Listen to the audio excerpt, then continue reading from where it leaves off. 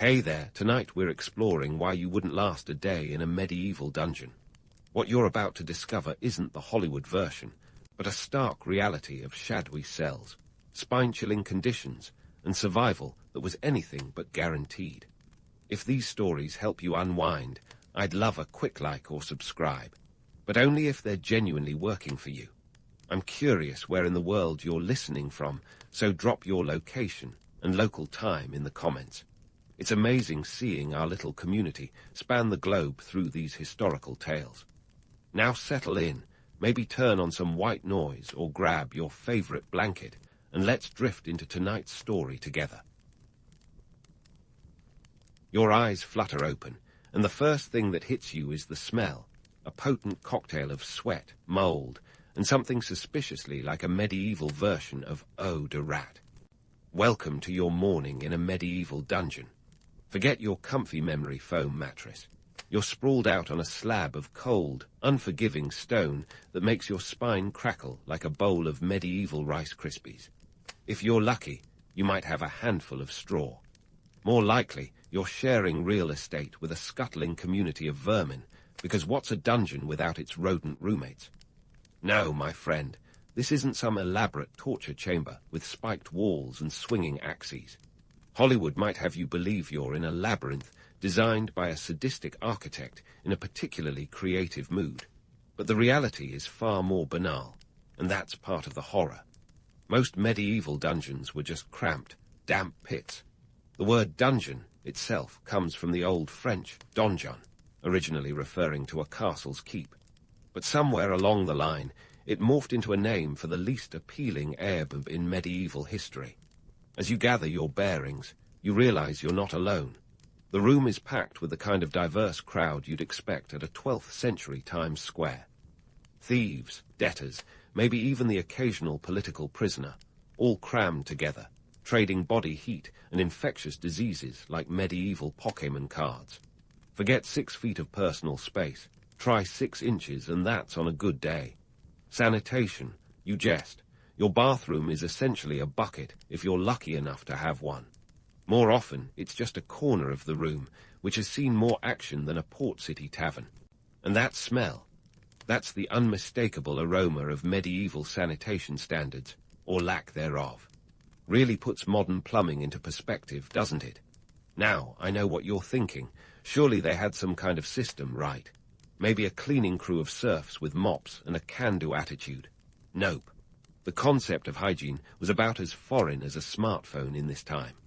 The best you could hope for was a periodic toss of straw to soak up the worst of it. And straw, my dear time traveler, doesn't exactly scream disinfectant. Historical sources like those from the Tower of London, which housed its share of unwilling tenants, paint a bleak picture. The chronicler Matthew Paris noted the inhuman filth and stench unbearable to any man of sense. It's not just the smell that's unbearable, it's the noise. The constant shuffle of chains, the groans of the sick, and the occasional outburst from someone who's finally lost it. Silence is a luxury, and here it's as rare as a sunny day in January. And let's debunk another myth while we're at it, the notion that dungeons were all about torture all the time. Sure, some places had their share of medieval Rube Goldberg devices designed to stretch your limbs like a Renaissance yoga class, but those were more the exception than the rule. Torture was expensive and time-consuming. Most jailers were more interested in keeping you contained rather than creatively dismantling you. Far more common were conditions that did the job without the need for elaborate contraptions.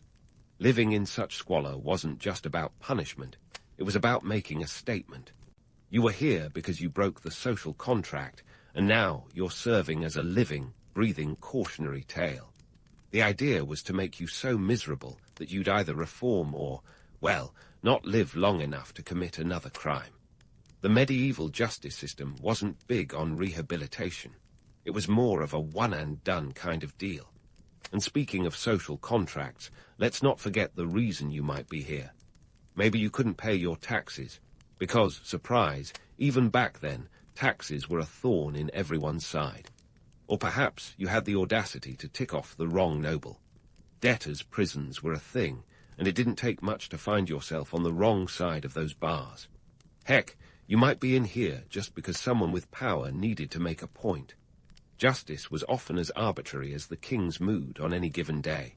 So here you are, in the medieval equivalent of a bad hostel, trying to scrape by on whatever passes for food. Gruel is the delicacy of the day. If you're lucky, maybe some stale bread.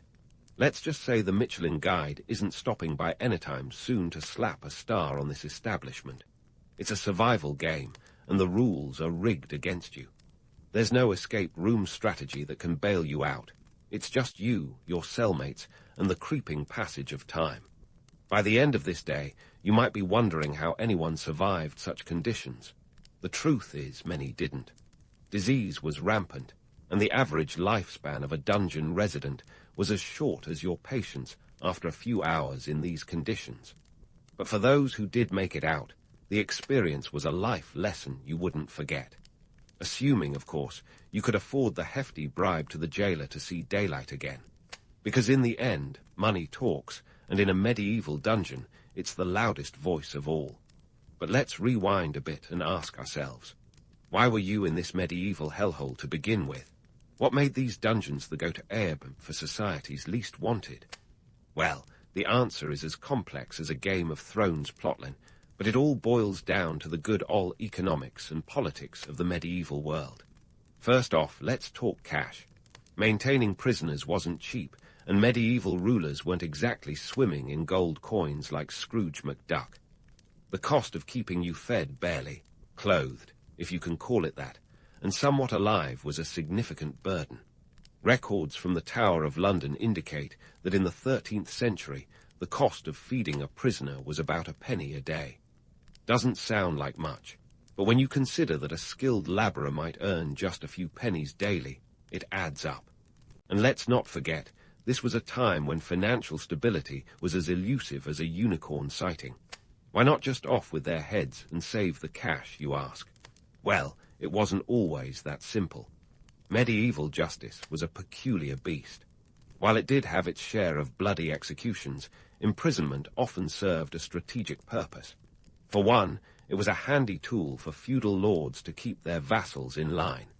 Upset the local lord or refuse to pay your feudal dues. Congratulations, you've won an all-expenses-paid trip to the dungeon. This brings us to the feudal justice system, a system so tangled in its own rules and traditions, it makes modern bureaucracy look like a walk in the park. Feudalism was all about land and loyalty. Lords held power over their vassals, who in turn controlled peasants and serfs. Justice was often doled out by these lords, and surprise, surprise, it wasn't exactly impartial. If you were a peasant, your word carried less weight than a medieval feather. Legal representation. Your best bet was to pray for a fair judgment, or more realistically, a forgetful jailer. Dungeons were more than just a place to house those who broke the law. They were symbols of power and control. Consider the notorious Chateau d'If, made famous by Alexander Dumas in The Count of Monte Cristo. Built in the 16th century, it served as both a military stronghold and a prison for political dissenters. The message was clear. Cross the wrong people, and you'd find yourself out of sight, out of mind, and out of luck. And because no tale of medieval dungeons would be complete without a nod to social inequality, let's talk about who got the short end of the stick. Spoiler alert, it wasn't the wealthy. Money had a way of smoothing over legal troubles. If you were rich enough, you could bribe your way to better accommodations or even a pardon. The poor, on the other hand, often faced the full brunt of the law. It's a tale as old as time. Power and money make the world go round, and justice, like a medieval tavern wench, could be bought for the right price. Take the example of the infamous debtors' prisons, where you'd end up not for stealing or murdering, but simply for owing money. You could languish there indefinitely unless you, or more likely your family and friends, could scrape together the funds to pay off your debts. Talk about a catch-22. You're locked up because you're broke, and you can't get out unless you find money. It's like trying to dig yourself out of a hole with a spoon. The economic and political functions of dungeons were as multifaceted as a medieval tapestry. They were a means of maintaining order, exerting control, and quite frankly, a method for the powerful to remind everyone else of their place in the social hierarchy. Sure, we've romanticized castles and dungeons in our stories, but the reality was a far cry from epic quests and gallant knights. It was gritty, it was ruthless, and more often than not, it was about keeping the status quo firmly in place. So, as you sit there in your dim, damp cell, it's worth pondering the machinations that put you there. It wasn't just a matter of crime and punishment. It was a reflection of a society built on sharp social divides and a justice system that was anything but just. The dungeon was, in many ways, a microcosm of the medieval world, a world where the scales of justice were tipped heavily in favor of those who could afford it. But hang tight, because we're not done peeling back the layers of this historical onion just yet. There's still plenty more to uncover about life in these less-than-hospitable lodgings, so keep your wits about you as we delve further into the medieval maze of power, politics, and punishment. And speaking of keeping your wits about you, let's dive into the gastronomic delights, or lack thereof, awaiting you in this medieval hellhole. Spoiler alert, Michelin stars were not on the menu. Picture this. You're famished after a long day of existential dread, and what's on offer? Gruel. Yep, the culinary equivalent of a sad trombone. If you're lucky, maybe some stale bread to really spice things up. Welcome to the medieval dungeon diet, where the only thing more deficient than the taste is the nutritional value. Now, before you scoff at the idea of gruel, let's remember it's basically the OG of oatmeals, minus the brown sugar and cinnamon. This thin, watery porridge was made from whatever grains were cheapest, often barley or oats, and was more about filling bellies than tantalizing taste buds. You might get the occasional lump for texture, if you're into that sort of thing. And if you really hit the jackpot, a few stray weevils could add some much-needed protein. Bon appetit. But what's the real kicker here? The nutritional profile. Imagine a meal so devoid of vitamins and minerals, it makes a fast food combo look like a health fanatic's dream. Gruel was a carbohydrate-heavy sludge, providing the bare minimum of energy to keep you from keeling over. Forget about balanced meals. This was survival mode. The result. Malnutrition was your constant companion, and scurvy wasn't just a pirate problem. Lack of fresh fruits and vegetables meant vitamin C deficiency was rampant, leading to all sorts of nasty outcomes like bleeding gums and fatigue. It's like your body was staging its own medieval revolt. And here's the thing. Even the average medieval peasant, who wasn't exactly living the high life, had a better shot at a balanced diet than you did. A peasant's typical fare might include bread, pottage, a thick stew made with whatever veggies and grains were at hand, and the occasional slice of cheese or bit of meat. Seasonal fruits and veggies added some much-needed vitamins. Sure, it wasn't gourmet, but compared to dungeon chow, it was practically a feast. Historical records indicate that a peasant's diet provided a rough semblance of nutritional balance, with enough variety to ward off the worst deficiencies. But back in your stone-walled Aebum, the menu was about as varied as a single-channel TV. You might get a change of pace with some soup, which was essentially gruel with a splash of water to give it that extra genie-size qua. And let's not forget the bread, often so stale it could double as a medieval weapon. If you were really unlucky, it might be made from rye, which, when infected with ergot fungus, could lead to hallucinations and convulsions. Who needs LSD when your bread comes with a side of psychedelic side effects? So, what's the impact of this less-than-ideal diet? It's not just about feeling hangry. Malnutrition weakens the immune system, making you a prime target for the array of diseases dancing in your dungeon. Your body, already battling the stress of confinement, now has to contend with the nutritional equivalent of a ghost town. Your muscles waste away, your bones grow weak, and your energy levels plummet faster than a lead balloon. And let's not forget the mental toll. Constant hunger and nutrient deficiency can mess with your mind, leading to confusion and depression. In short, it's a recipe for physical and mental deterioration. But here's where it gets really twisted. This was all part of the plan. The grim reality was that dungeons were designed to break you down, body and soul. The food, or lack thereof, was just another tool in the jailer's arsenal. It wasn't about keeping you healthy. It was about keeping you alive just enough to suffer. Dark humor aside, it's a stark reminder that the medieval justice system had little room for compassion. It was a cold, calculated game of endurance, and the house always won. Yet, amidst the bleakness, there's a strange, twisted allure to the dungeon meal. Maybe it's the tales of survival against the odds that captivate us, or perhaps it's the sheer absurdity of it all. The idea that something as basic as food could be weaponized so effectively. We love to romanticize the past, but the harsh truth is that for many, life was brutally short and unforgiving. The dungeon diet is a small but telling piece of that larger puzzle, a window into a world where survival was anything but guaranteed. So there you sit, grappling with hunger pangs and eyeing your bowl of gruel like it might suddenly turn into a steak dinner. It's a harsh reality check, a reminder that yesterday's dinner table was often a battlefield of its own. And as we peel back the layers of this historical onion, remember that we're just scratching the surface. There's a whole medieval maze of power, politics, and punishment still to explore, and we're not done yet. Hang in there, because the past has plenty more secrets to reveal. So there you sit, grappling with hunger pangs, and eyeing your bowl of gruel like it might suddenly turn into a steak dinner. But there's more to this medieval misery than just a shoddy diet. Let's turn down the dim lights of this dungeon, literally, and dive into the psychological and physical toll that life in such a hole could take on a person. First up, let's chat about isolation. Now, we all love a little alone time, but trust me, too much of a good thing can seriously mess with your head.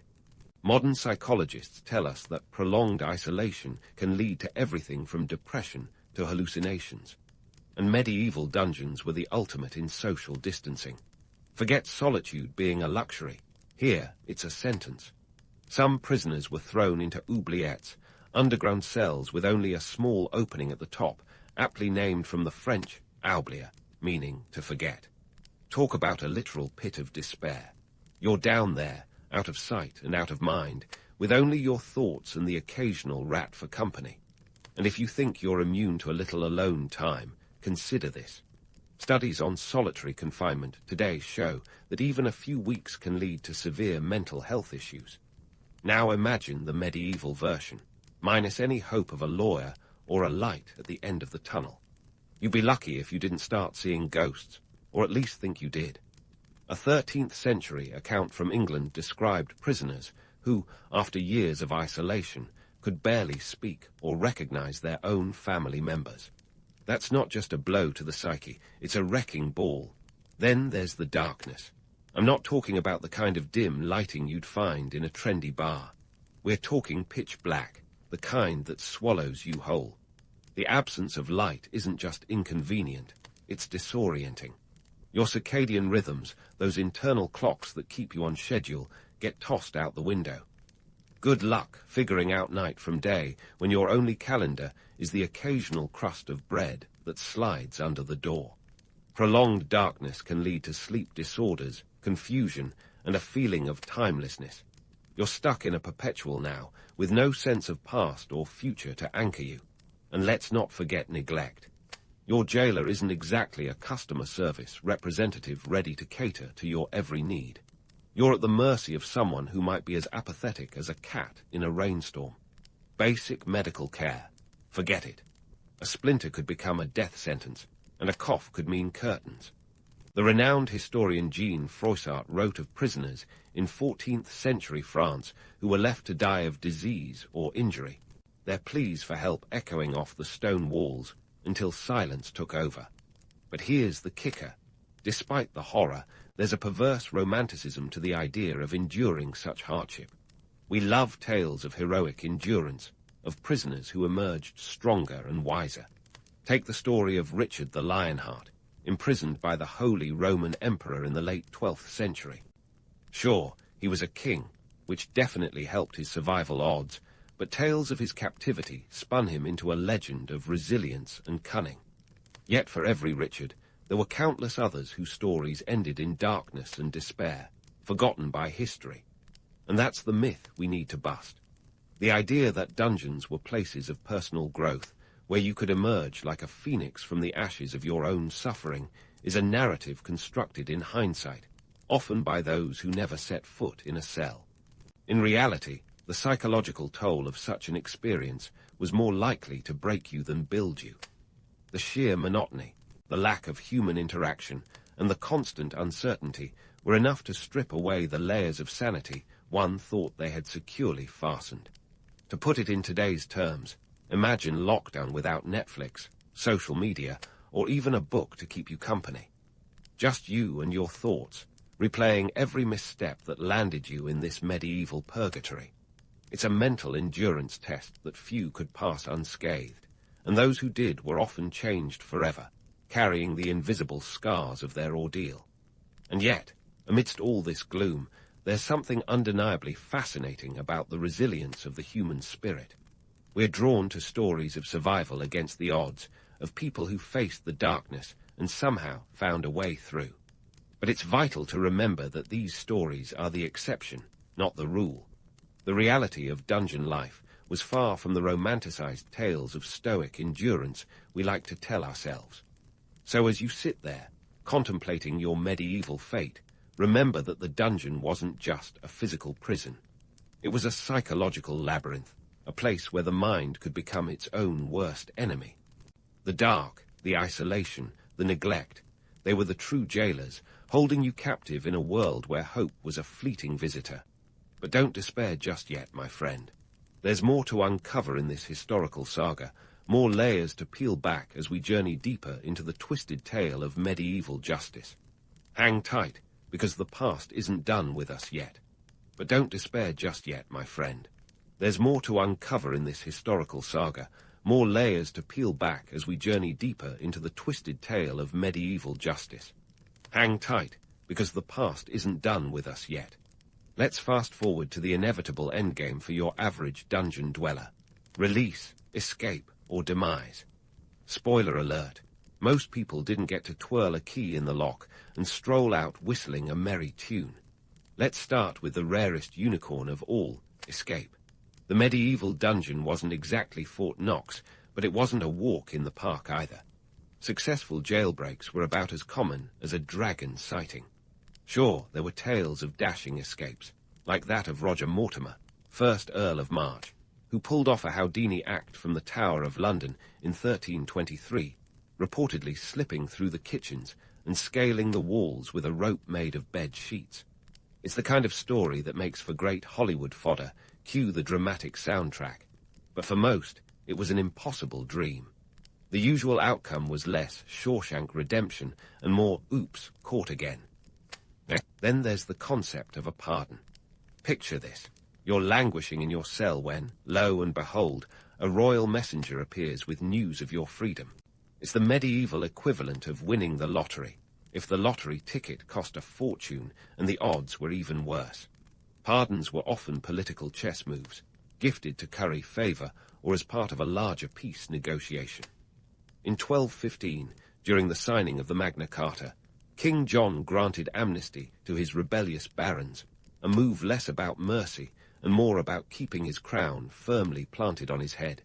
So yes, pardons happened, but they were about as predictable as medieval weather forecasts. Now, let's get grim. Most prisoners faced a much harsher reality. Disease was the real executioner in the medieval dungeon. In an era where antibiotics and vaccines were centuries away, illness spread faster than gossip at a royal court. The cramped, unsanitary conditions were a breeding ground for maladies like dysentery and tuberculosis. Prisoners died in droves, their bodies piling up in the corners of cells like grim reminders of mortality. The chronicler Matthew Paris once described the deaths of prisoners in the Tower of London in 1241, noting how they were devoured by vermin and pestilence. And if disease didn't get you, starvation might. Even if gruel wasn't gourmet, it was still a necessity, and when supplies ran low, prisoners often found themselves at the bottom of the priority list. A famine in the early 14th century saw prison rations cut even further, leading to a spike in deaths. It's a stark reminder that for many, the dungeon was less a temporary inconvenience and more a death sentence. Yet, despite the overwhelming odds against them, some did survive. Those who emerged, blinking into the sunlight, were often changed in ways that defy easy explanation. They were the ones who had seen the darkest depths and lived to tell the tale, though the tales they told were rarely as heroic as we might like to imagine. For every noble soul who found redemption, there were countless others who emerged only to find themselves shunned by society, their experiences making them outcasts in a world that preferred to forget. And it's this grim reality that has shaped our historical memory of dungeons. We remember the legends, the daring escapes, the pardons at the 11th hour, but those are the exceptions, not the rule. The truth is far bleaker, a testament to the cruelty and indifference of an era where your fate could hinge on a whim or a well-placed bribe. Yet here we are, centuries later, still fascinated by these dark, damp cells. They've become a staple of popular media, from the grimy pits of Game of Thrones to the romanticized dungeons of Robin Hood. We love the drama, the tension, the idea of a hero overcoming insurmountable odds. It's a narrative that appeals to our sense of justice, of good triumphing over evil. But in doing so, we often gloss over the harsh realities, the stories of those who didn't make it out. So why do we keep coming back to these tales? Perhaps it's because they remind us of the resilience of the human spirit, of the capacity to endure even in the face of overwhelming darkness. Or maybe it's because they offer a safe way to explore our own fears and anxieties, wrapped up in the comforting distance of history. Whatever the reason, it's clear that the legacy of the medieval dungeon is a complex one. It's a story of power and control, of suffering and survival, of the thin line between justice and cruelty. It's a reminder that behind every romanticized tale lies a harsher truth, one that demands we look beyond the myths and confront the reality of what it meant to live and die in such a place. As we wrap up this journey through the shadowy halls of history, take a moment to reflect on the stories we've uncovered. They're not just tales of the past. They're a lens through which we can better understand our own world and the ways in which power and justice continue to shape our lives. So next time you find yourself captivated by a tale of medieval dungeons, remember the real people who lived those stories, the ones who didn't get the Hollywood ending. It's a sobering reminder of the past's harsh lessons, and perhaps a call to ensure that history's darkest corners remain firmly in the past. If you ever wondered what it was like to have a lifetime membership to a club where the password wasn't just a word, but an entire way of life, then the Maori social structure is your kind of scene.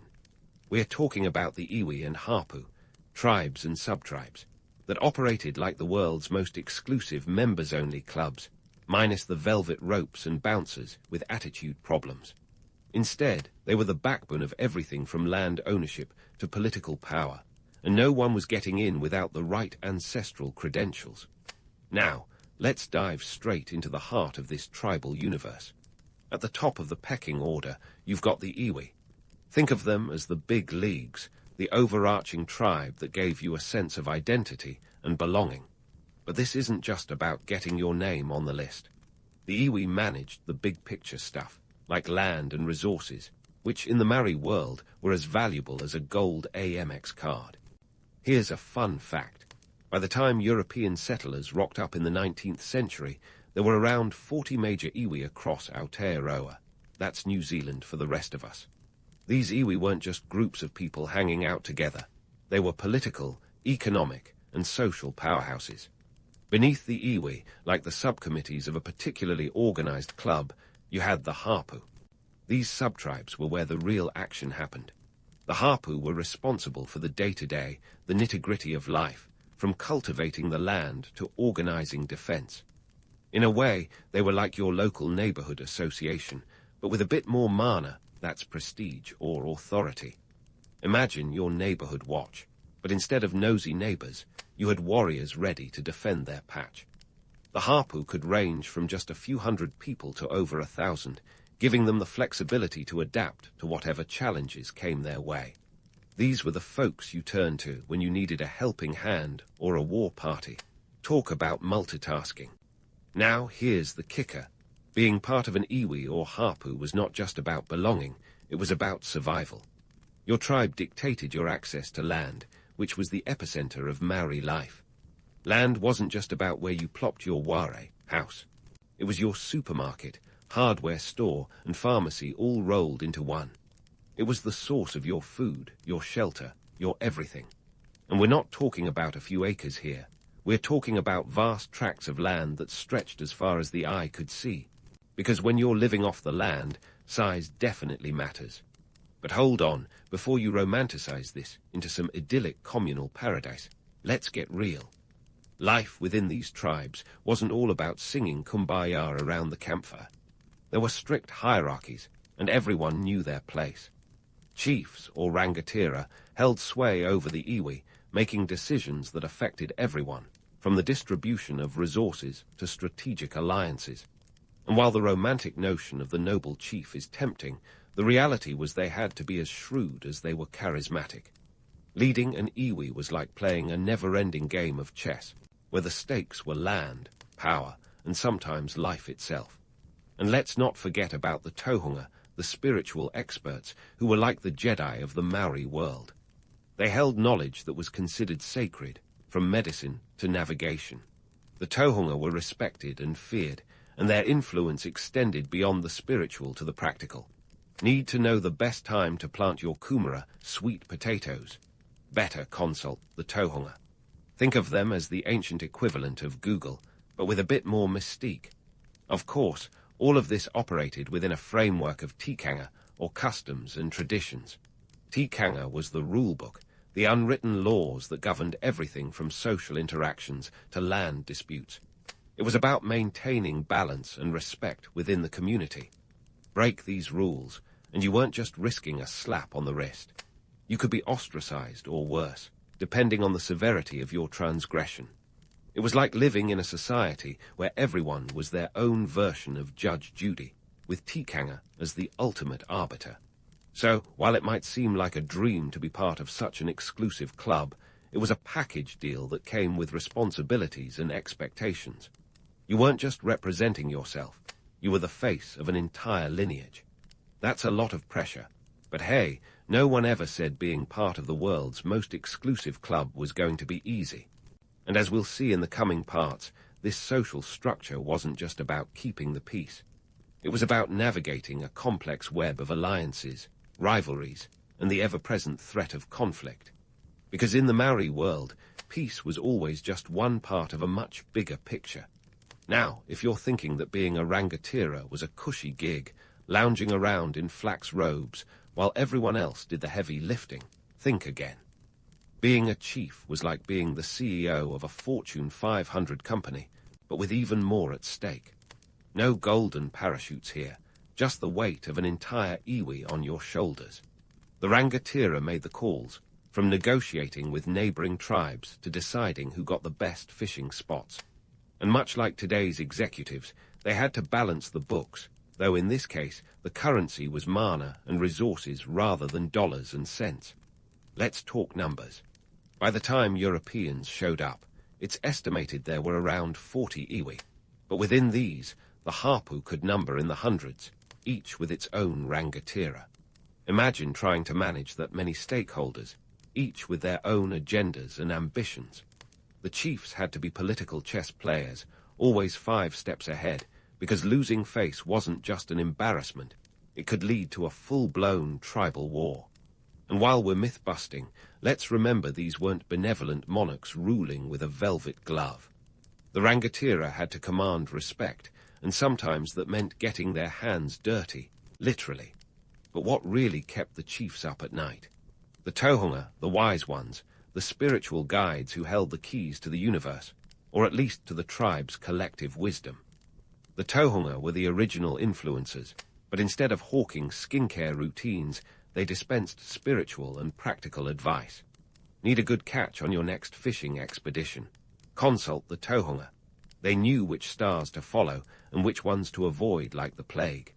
Their influence was so profound that they could sway the tribe's decisions, sometimes even more than the chiefs themselves. Picture this. While a rangatira might decide on a strategic alliance, the tohunga could veto it based on a bad omen or a displeased ancestor. Talk about a power couple dynamic. It's like having a board of directors where one member also happens to read the stars and hold the keys to the afterlife. But unlike today's Instagram stars, the tohunga weren't in it for the likes or the followers. Their power came from their knowledge, and that made them both revered and feared. So, what made someone a tohunga? It wasn't about amassing followers or getting those sweet sponsorship deals. It was about knowledge passed down through generations. These weren't self-appointed gurus. They were chosen, often from a young age, based on aptitude and lineage. Think of it as a Hogwarts for the spiritually gifted, minus the sorting hat. And once you were in for life. This wasn't a job you retired from. It was a calling. But let's not romanticize their lives too much. The tohunga often had to navigate the tricky waters of intertribal politics. They might have had a direct line to the spiritual world. But in the human realm, they still had to deal with chiefs and warriors who might not always agree with their advice. It was a delicate balancing act, like walking a tightrope while juggling flaming torches. And if they got it wrong, the consequences could be dire.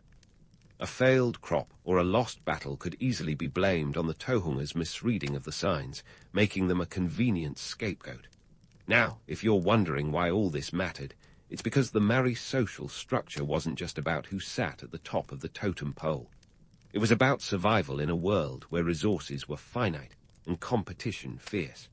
The rangatira and tohunga weren't just figureheads. They were the glue that held the tribe together. Without them, the whole system could fall apart faster than a house of cards in a stiff breeze. And while we're at it, let's dispel a few more myths. The Maori weren't just warriors. They were astute traders and negotiators long before the Europeans arrived with their shiny trinkets. They understood the value of resources, whether it was the best fishing spots or the most fertile land. And while they didn't have spreadsheets or PowerPoint presentations, they knew how to strike a deal. Chiefs negotiated alliances that could make or break a tribe, and the tohunga's spiritual insights often tipped the scales. So next time you're scrolling through your social media feed, remember the original influencers and CEOs who didn't need a Wi-Fi connection to make waves. The Maori social structure was a complex, living organism, with each part playing a critical role in the tribe's survival. It wasn't just about power. It was about maintaining a delicate balance between the earthly and the spiritual, the practical and the mystical. And as we delve deeper into this fascinating world, we'll see just how these ancient systems adapted and evolved, even in the face of monumental change. But for now, let's just say that the Maori chiefs and tohunga could teach today's leaders a thing or two about running a tight ship without losing sight of the bigger picture. So let's see how the Maori folks were not just flexing their muscles and waving spears around all day. Sure, the haka might be the superstar of the Maori cultural lineup, but this wasn't a society built on perpetual war dances. The everyday life of the Maori was far more nuanced than the Hollywood version of tribes constantly battling it out over who got to pick the juiciest kumara first. In reality, this was a scene where community and cooperation were as vital as a well-executed haka. First off, let's talk about dispute resolution. Spoiler alert. These folks didn't just throw down every time someone's kumara got swiped. The Maori had a surprisingly sophisticated system for handling conflicts, and it wasn't all about who had the biggest club. The concept of utu, or reciprocity, was central. Think of it as a balance sheet for social grievances. You wronged me. Fine, but I'm not just going to club you over the head. Instead, we'll sort things out with a carefully calibrated system of give and take. It's like the original version of an eye for an eye. But instead of escalating things to biblical proportions, the idea was to maintain social harmony. And let's not forget the role of the kaumatua, the elders who acted as wise mediators. Forget about courtroom dramas. These were the original conflict resolution experts. If you're picturing them as the chill grandpas of the tribe, you're not wrong. They wielded influence not through brute force, but through wisdom and experience. They'd gather everyone involved, and through a mix of stern advice and gentle persuasion, they'd help the parties reach a resolution. It's like Judge Judy meets Yoda, but without the TV ratings or lightsabers. Now, let's add some spice to the mix with the concept of hui, those community gatherings where decisions were made. Picture a town hall meeting, but with a lot more flair and less PowerPoint. Everyone had a say, from the rangatira to the common folk, and these weren't just perfunctory get-togethers. They could last for days, with discussions ranging from the mundane to the monumental. Did we mention that patience was a virtue here?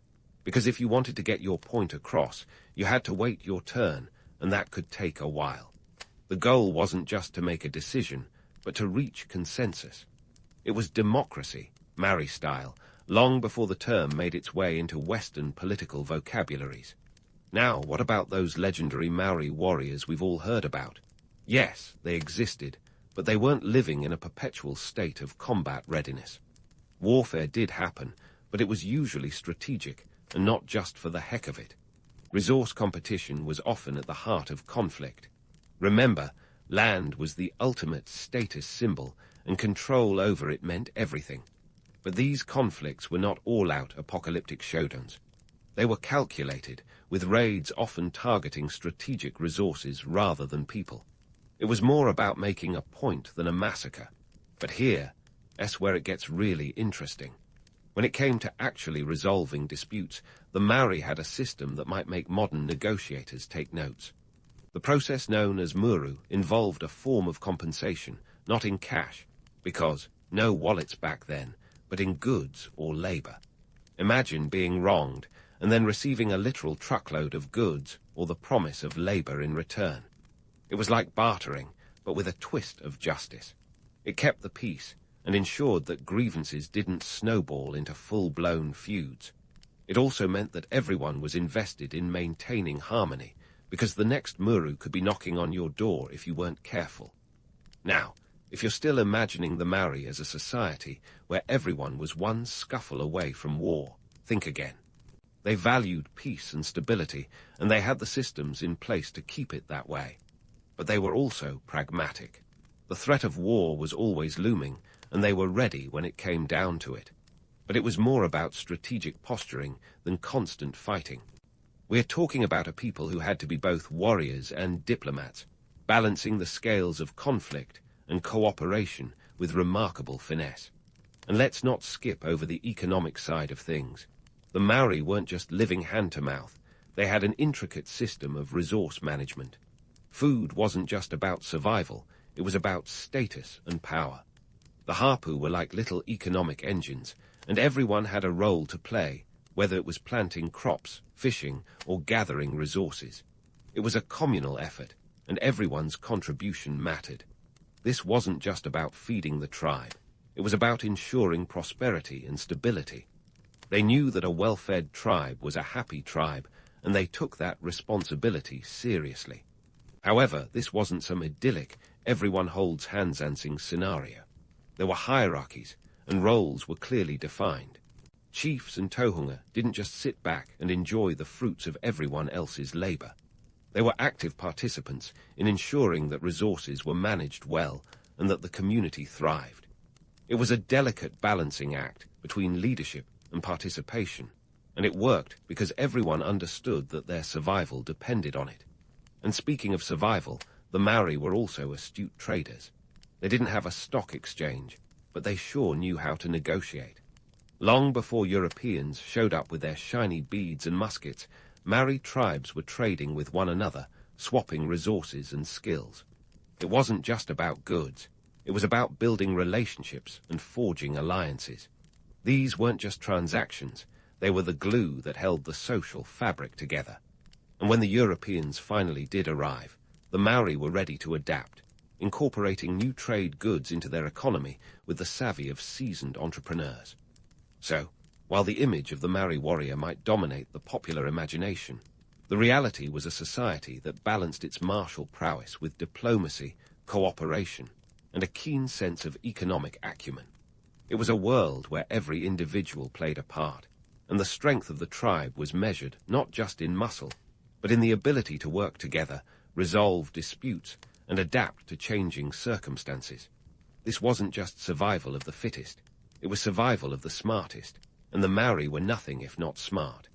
So, just as the Maori were mastering the art of balancing swords with spreadsheets, along came the Europeans, bringing with them a Pandora's box of goodies and problems. Picture this. New Zealand in the early 19th century was like a social media influencer's dream, untouched, pristine, and ready for its close-up. And much like a viral TikTok that turns the world on its head, European contact flipped the Maori social structure faster than you can say musket. Let's address the elephant in the room, trade. When the Europeans landed, they didn't just bring their rickety ships and questionable hygiene. They brought muskets, metal tools, and a whole new way of doing business.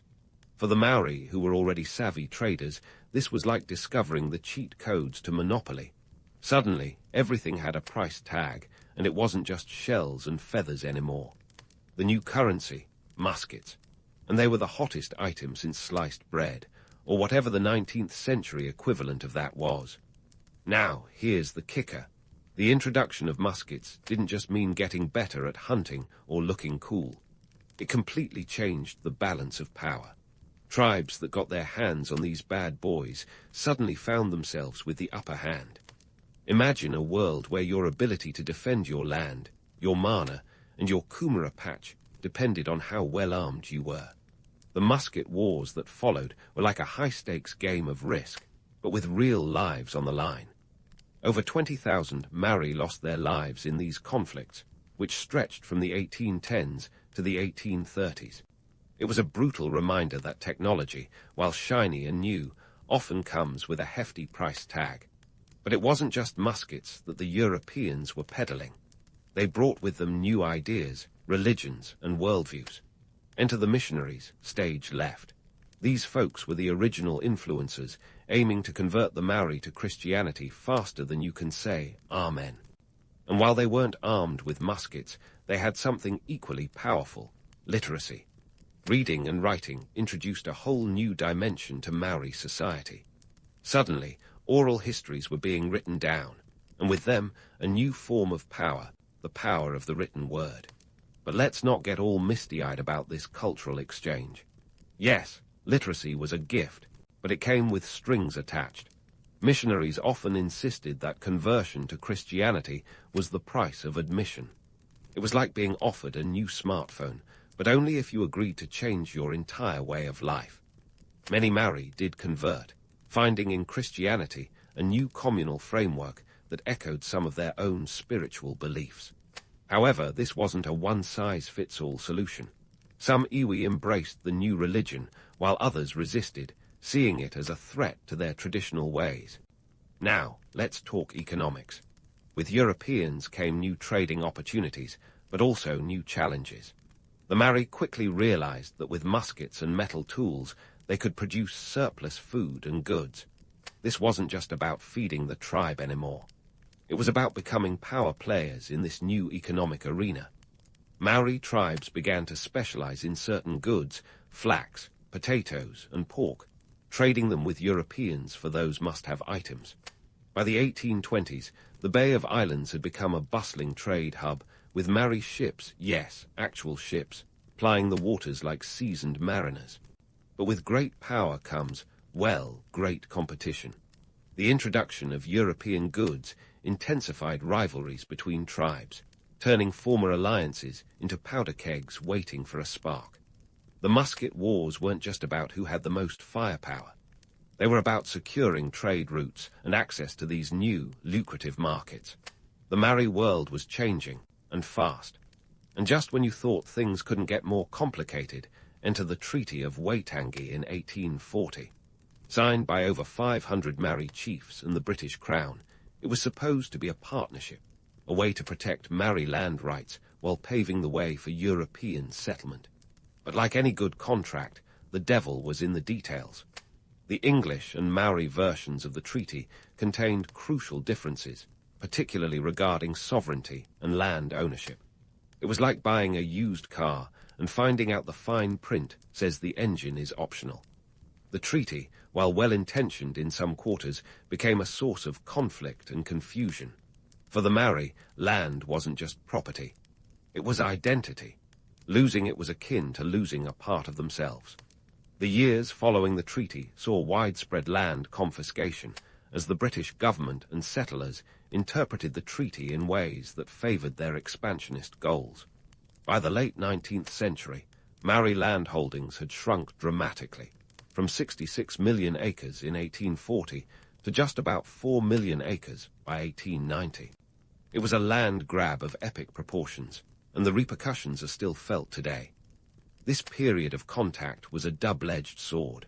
On one hand, it brought new opportunities, technologies, and ideas that the Maori were quick to adapt and incorporate.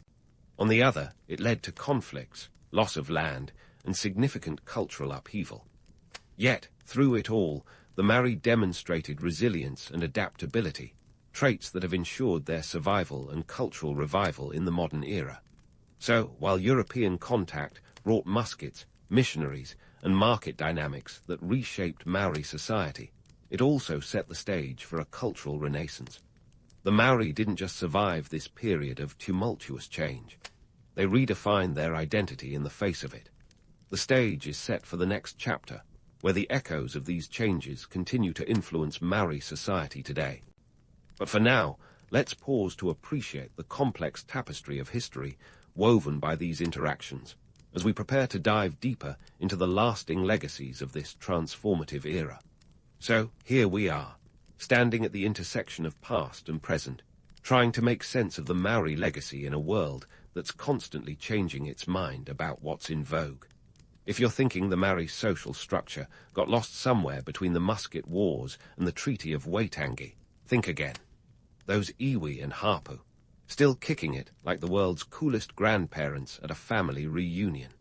The traditional values that underpin these social structures are still woven into the fabric of contemporary Maori life, proving that some things are more enduring than this season's hottest tick-tock dance. Fast forward to today, and the Maori are still a force to be reckoned with. Let's take a look at the numbers. As of the latest census, there are over 775,000 people of Maori descent living in New Zealand, making up about 5% of the population. That's a significant chunk of the pie, and it's a pie that's flavoured with a rich cultural heritage. Despite the historical upheavals, the values of manaakitanga, hospitality, whānaungatanga, kinship, and kaitiakitanga, guardianship, are alive and well, shaping everything from family gatherings to environmental policies. Manaakitanga, for instance, isn't just about being a good host. It's a core principle that underlies social interactions, emphasizing respect, generosity, and care for others. It's like the Maori version of Southern hospitality, but with fewer sweet teas and more hangi, a traditional Maori method of cooking using heated rocks buried in a pit oven. This concept of hospitality extends beyond the personal to the political, influencing how Maori leaders engage with the wider community and negotiate their place in modern New Zealand society. And speaking of politics, let's not forget the resurgence of the Maori political voice. The Maori seats in the New Zealand Parliament have been around since 1867, originally a tokenistic gesture, but they've evolved into powerful platforms for advocating Maori rights. These seats are like the ultimate power-up in the political game, ensuring that Maori perspectives are part of the national conversation. And while these voices sometimes clash with the status quo, they're crucial in addressing issues ranging from land rights to health disparities. Now let's talk land, because if history has taught us anything, it's that land is more than just dirt. It's identity, it's connection, it's the stage on which the drama of life unfolds. The post-treaty era saw the Maori losing vast tracts of land, but the spirit of kaitiakitanga means they've never stopped fighting for it. Land claims and settlements have been a major focus of Maori activism, leading to significant victories. Take the 1995 settlement with Waikato Tainui, for example, where the Crown apologized and returned land, along with a $170 million financial settlement. It was a landmark moment, akin to finally getting a refund on a faulty product. Only this product was an entire way of life. This sense of guardianship extends to the environment too. The Maori worldview sees humans as interconnected with nature, not separate from it. This isn't just romantic eco-speak. It's a practical approach to sustainability that's gaining traction in modern environmental policies.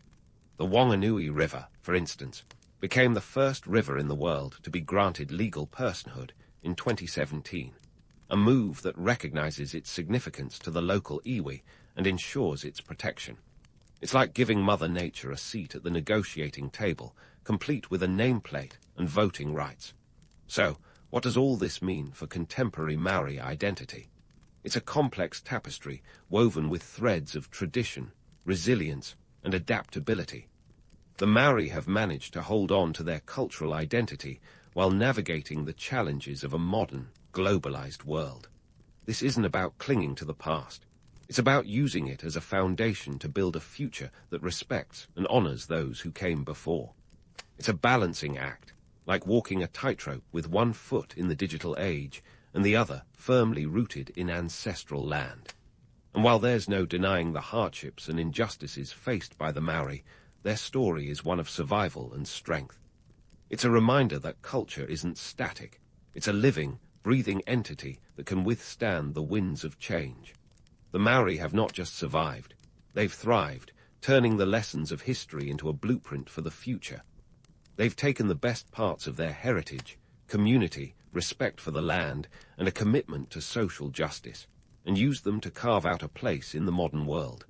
In a society obsessed with what's next, the Maori remind us that some things are timeless.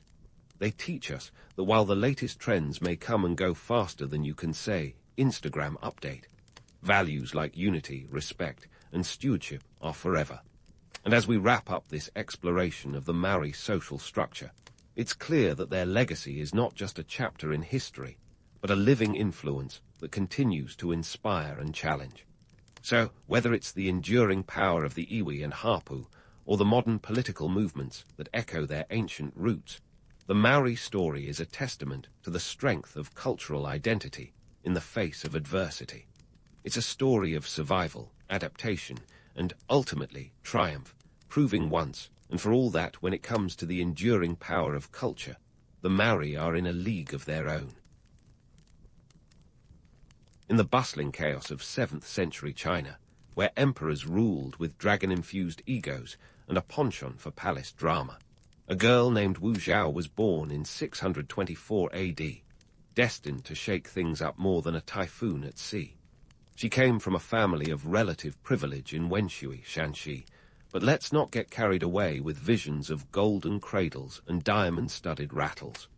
Her dad was a timber merchant, which wasn't exactly the VIP section of the aristocracy, but hey, it paid the bills. Wu Zhao, who'd later be known as Empress Wu Zetian, entered the imperial court at the tender age of 14. And no, she didn't just waltz in with a resume and a cover letter. She was chosen as a concubine for Emperor Taizong, the man sitting on the Tang dynasty's throne, a guy known for his military prowess and the kind of moustache that could probably conquer small nations on its own. But don't confuse being a concubine with living it up in luxury. It was more like being in an extreme game of Survivor, Imperial Palace Edition, where the stakes involved not getting exiled, executed, or simply forgotten. Concubine life was about as glamorous as living in a gilded cage. With over 100 other concubines vying for the emperor's attention, Wu Zhao had to play the long game. She wasn't just smart. She had the strategic mind of a chess grandmaster. Her first move, she made herself indispensable, learning the ropes of palace life while keeping her ears wide open. Knowledge, after all, was power, and Wu was collecting it like rare stamps. Now, the imperial court was a hotbed of intrigue, a soap opera with higher stakes and fewer commercial breaks. The place was teeming with eunuchs, officials, and other concubines, all with their own agendas. It was like Game of Thrones, but with less dragons and more silk robes. Wu quickly realized that in this world, secrets were currency, and she became an expert in the exchange rate. One of the eyebrow-raising tales from her time as a concubine involves her relationship with the emperor's son, Li Zhai. When Emperor Taizong died in 649 AD, Wu was sent to a Buddhist nunnery to live out her days in obscurity, standard procedure for a concubine of a deceased emperor. But Wu was not the type to fade into the background. She had already caught the eye of Li Zhai, who would soon ascend the throne as Emperor Gaozong. In a plot twist worthy of a primetime drama, he brought her back to the palace. Love. Maybe strategic alliance. Definitely. Wu Zhao's return to the palace was like a phoenix rising from the ashes, but with more political maneuvering. She wasn't just back to warm the emperor's bed. She was there to reshape the empire itself. As she climbed the ranks, she faced off against the Empress at the time, Wang, in a battle of wits and wills. It was less catfight and more chess match, with each move calculated and deliberate. And let's not forget the infamous story of the silk pillow. Legend has it that Wu, aware of the emperor's fondness for art and poetry, embroidered a pillow with her own verses. It was a tactical play that showcased her intellect and creativity, qualities that stood out in a court where superficial beauty was a dime a dozen. Wu wasn't just another pretty face. She was a force of nature with a needle and thread. Her rise wasn't without controversy. Some historians, likely with a few axes to grind, accused her of ruthless ambition, claiming she orchestrated the deaths of rivals with the precision of a surgeon. But let's be real. In a world where the average lifespan of a courtier was about as reliable as a paper umbrella in a monsoon, everyone was playing for keeps. Wu Zhao's early life and entry into the imperial court were marked by sharp instincts and a refusal to be sidelined. She wasn't just surviving, she was setting the stage for a reign that would leave an indelible mark on Chinese history. Stay tuned, because this was just the opening act. As Wu Zhao settled into her role at the imperial court, it was clear she wasn't just some palace accessory. She was about to redefine the power dynamics of the Tang dynasty. Rising to become Empress consort in 655 AD, Wu's ascent was like watching a masterful chess player outmaneuver opponents who thought the game was checkers. To say she had her eye on the prize would be an understatement. This was a woman who understood that power wasn't just given, it was seized, and she had the tactical brilliance to do it. Her rise to Empress consort wasn't without its fair share of palace drama, though. The reigning Empress Wang, who had more than a few enemies of her own, found herself outflanked by Wu's astuteness. It's said that Wu leveraged a scandalous accusation of witchcraft against Wang, leading to her downfall. This wasn't your typical court gossip. We're talking about charges that packed the punch of a medieval tabloid headline, with all the juicy scandal to match. Whether this tale is fact or the stuff of legend, it illustrates the kind of high-stakes game Wu was playing. In a world where rumors could be as deadly as daggers, Wu wielded them with precision. Once she became Empress consort, Wu had to secure her position, and that meant eliminating threats, both real and perceived. Some historians suggest she orchestrated the deaths of several rivals, a claim that's been debated more times than a political scandal on cable news. But let's be real. In a court where alliances shifted faster than the sand dunes, survival often demanded drastic measures. Her actions, however ruthless they might seem, were a reflection of the brutal political reality of the time.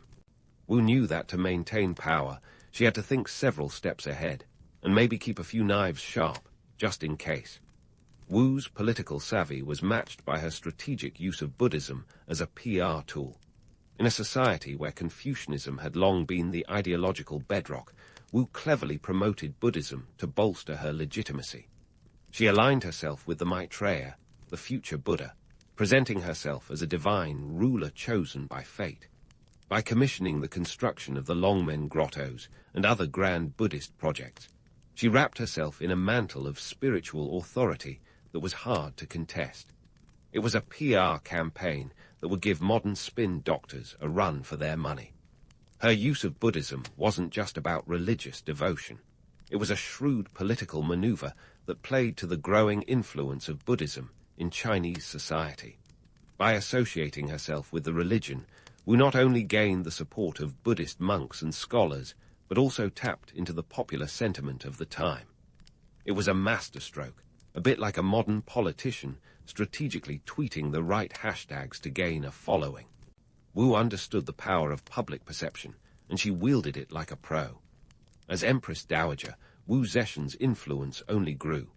After Emperor Gaozong's death in 683 AD, she became the power behind the throne, orchestrating affairs with the skill of a maestro conducting a symphony.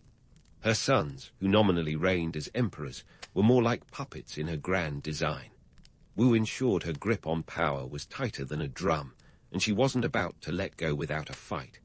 Her regency was marked by a series of reforms that transformed the Tang dynasty. Wu knew that to maintain her position, she needed a stable and prosperous empire. She reformed the bureaucracy, implemented merit-based promotions, and even opened the civil service exams to commoners, a radical move that widened the pool of talent and won her support from the scholar class. These reforms not only strengthened her rule, but also laid the groundwork for the Tang dynasty's golden age. In the end, whether you view Wu Zetian as a Machiavellian villain or a visionary leader, one thing is clear. Her rise to power was a testament to her intelligence, determination, and unmatched political acumen. She wasn't content to be a footnote in history. She wrote her own chapter, with all the intrigue and drama befitting an epic tale. As we delve further into her reign, it's worth remembering that Wu Zetian's story is as much about survival as it is about power. A reminder that in the high-stakes world of imperial politics, only the shrewdest and most adaptable could hope to thrive. Stay tuned, because the story of Empress Wu is far from over. Wu Zetian's story was far from over, and as we peek behind the silk curtains of her reign, it becomes clear she was not just a footnote in Chinese history, but a force of nature. Now, we find ourselves in 690 AD, a year that stands out like a neon sign in the annals of the Tang dynasty. Wu Zetian took the unprecedented step of declaring herself the Emperor of China, not Empress. Let's be clear. She claimed the full title, shedding the gendered expectations like an outdated fashion trend. This wasn't just a new chapter, it was a whole new book. The male-dominated corridors of power were shaking like a rickety cart on a bumpy road. Wu Zetian founded the Zhou dynasty, which lasted until 705 AD, a brief but impactful interlude in the Tang dynasty timeline. Her reign was like a political earthquake that rearranged the landscape and left everyone scrambling to find their footing. One of Wu Zetian's most striking contributions was her administrative overhaul. She redefined the bureaucratic machine of China, turning it into a lean, mean, efficient governance apparatus. Her reforms were like giving your old jalopy a Formula One engine. Merit-based appointments became the order of the day, and Wu had no qualms about clearing out the deadwood. If you thought political office was a lifetime gig, think again. Wu was the original performance reviewer, and her standards were as high as her ambitions. These reforms weren't just for show, they had teeth. The civil service exams, once the exclusive domain of the elite, were opened up to commoners. This wasn't just a token gesture.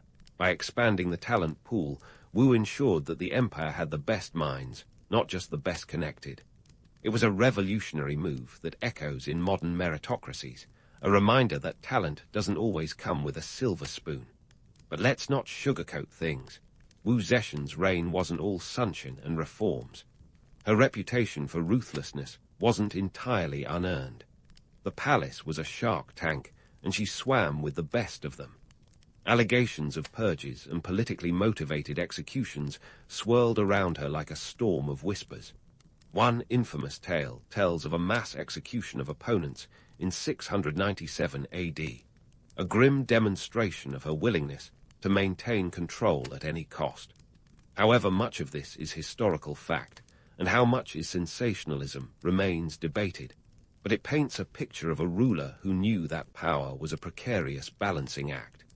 Wu's expansionist policies were another testament to her ambition. She wasn't content with ruling from the dragon throne in Chang'an. She wanted her influence to stretch across the map. Under her watch, the empire expanded its reach into Central Asia and the Korean peninsula. In 693 AD, she sent a military expedition that extended Tang influence over the Silk Road, securing trade routes that were the lifeblood of the empire. It was less about planting flags and more about securing the economic arteries of her realm. Let's not ignore the mythic narratives that have sprung up around Wu Zetian like wildflowers after a rainstorm. Stories of her cruelty and cunning have been embellished over centuries, often by historians with axes to grind. The image of a bloodthirsty tyrant is compelling, sure, but it also reflects the discomfort of later generations with a woman who dared to shatter the glass ceiling with a sledgehammer. Her rivals, many of whom were men, had as much blood on their hands, but history, with all its biases, often judged them less harshly. As we sift through the legends, it's clear Wu's story is as much about perception as it is about reality. She was a ruler who understood that power wasn't just about swords and soldiers. It was about stories and symbols. Her reign saw the production of elaborate sculptures, not just as religious artifacts, but as propaganda. The grand Buddha statues of the Longmen grottos weren't just spiritual offerings. They were monumental reminders of her divine mandate. In the end, Wu Zetian's reign wasn't about rewriting the rules. It was about rewriting the whole playbook. Her ability to adapt, to innovate, and to weather the storms of political intrigue underscores a legacy that was as enduring as it was controversial. Whether she was a villain or a visionary depends on where you stand, but one thing is for sure. She was never just a passenger on the imperial train. She was driving it, full steam ahead. As we prepare to delve even deeper into her reign, remember that Wu Zetian's story is not one-dimensional. It's a tapestry woven with threads of power, perception, and perseverance. Stay tuned, because the tale of the only female emperor in Chinese history is still unfolding, and it's a story with more twists and turns than the Yellow River itself. As we continue the saga of Wu Zetian, let's zoom in on the whirlwind of intrigue and opposition that defined her reign. A reign that was as much about dodging daggers as it was about wielding them. If you thought the imperial court was a peaceful place where everyone sipped tea and discussed poetry, think again. Underneath, the ornate architecture and silk robes was a battleground where alliances shifted with the speed of a Tang dynasty courier, and trust was about as common as a unicorn in Chang'an. Wu Zetian, now the emperor, not empress, let's get that straight, was surrounded by a court that was as welcoming as a hornet's nest. The Tang dynasty was rife with factions, each one itching to take her down a peg or two. Imagine a soap opera, but with higher stakes and fewer happy endings. There were old guard loyalists, clinging to the past like an old scroll, and new power players, eager to cash in on the shifting tides. Each faction had its own agenda, and Wu had to navigate this minefield with the precision of a tightrope walker on a windy day. One of Wu's biggest challenges came from within her own family. Yes, the very people who should have been her staunchest allies were often the ones sharpening their knives. Her sons, Li Xian and Li Dan, were nominally the heirs, but they were more like chess pieces in Wu's grand game. Li Xian was deposed and exiled, then brought back, then exiled again, in a series of moves that would make even the most seasoned diplomat dizzy. Li Dan, on the other hand, was a little more pliable, but not without his own ambitions. It was a classic case of keep your friends close and your family closer, but keep an eye on their dagger collection.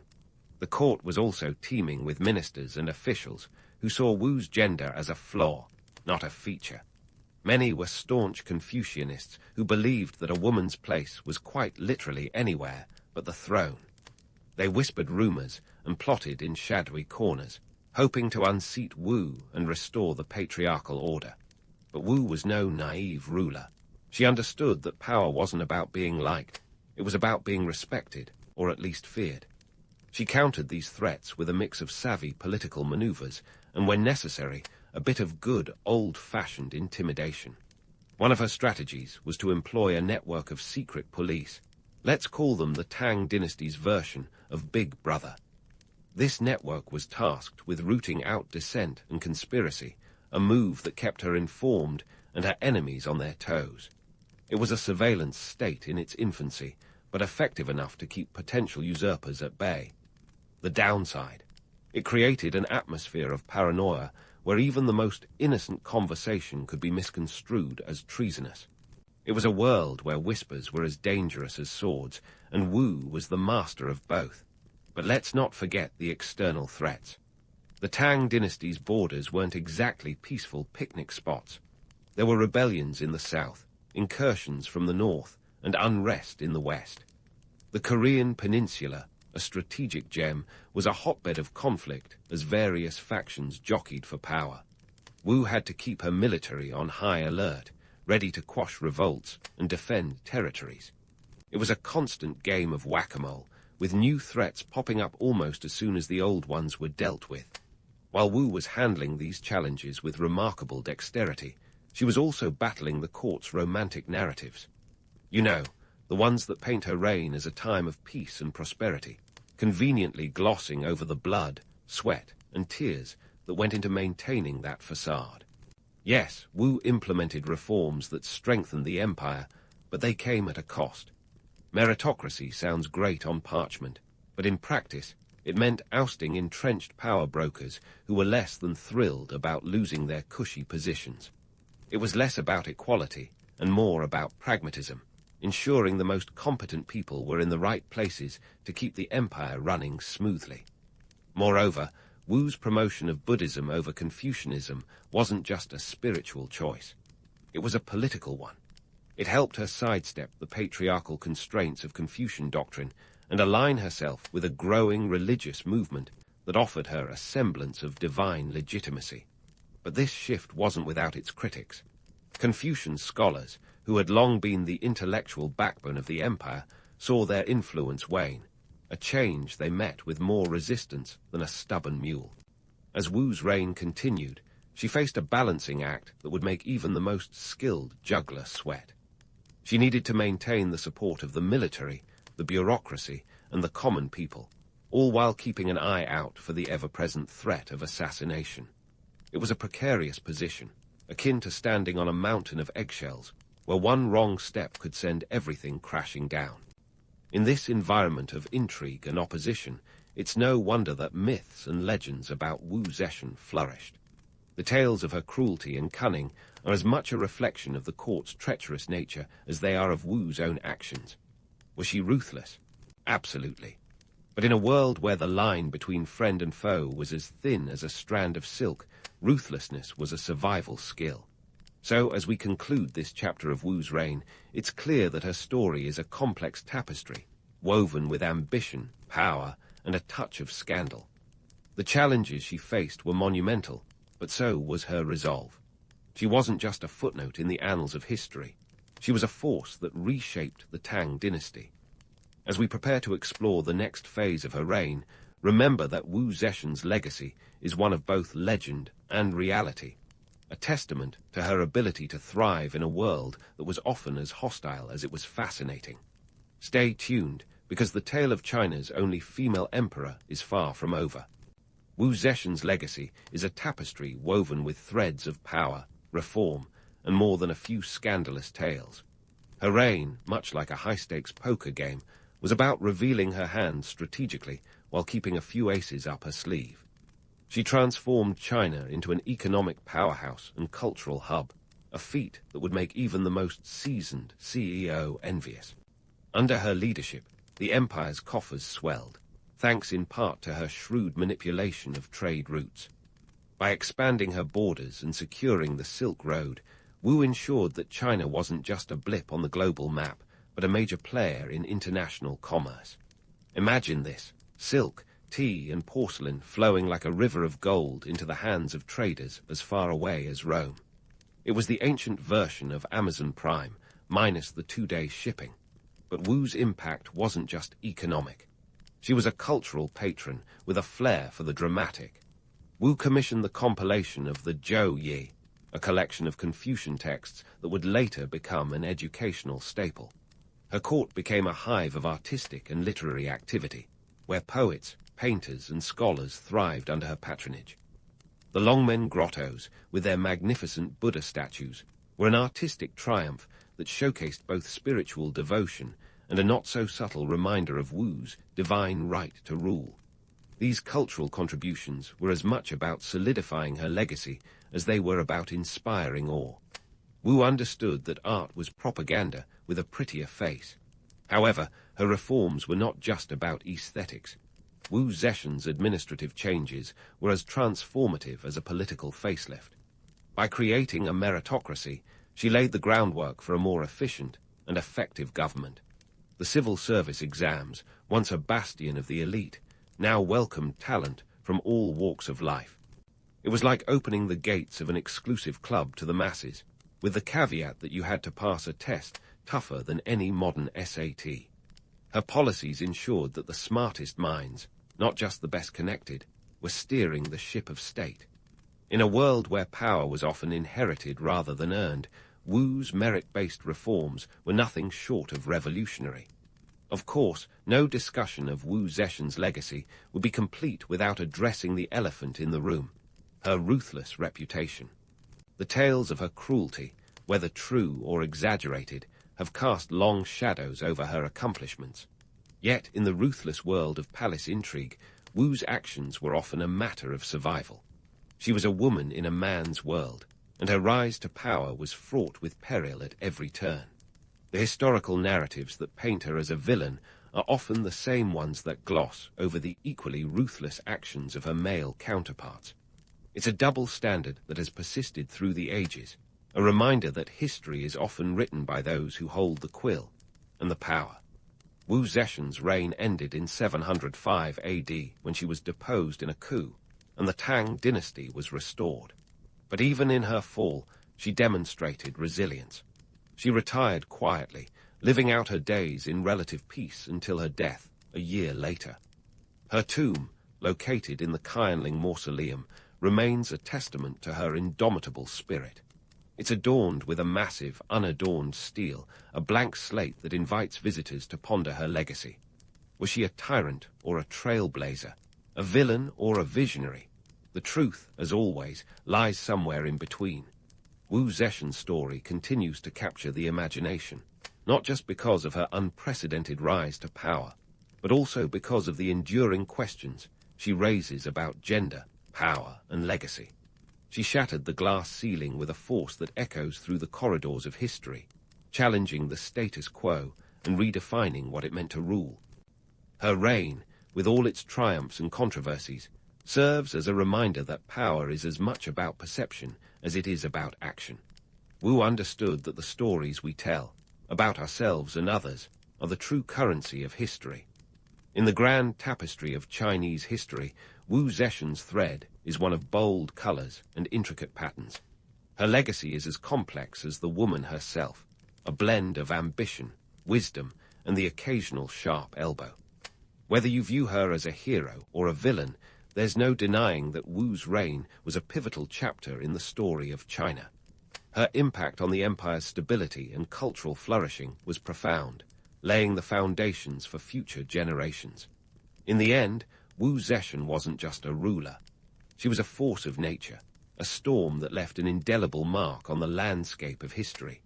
So, as we wrap up the saga of Wu Zetian, remember that her story is not just about the past. It's a reflection on the timeless dance of power and the human spirit. Whether you're a history buff or a casual listener, Wu's tale offers a wealth of insights into the complexities of leadership and legacy.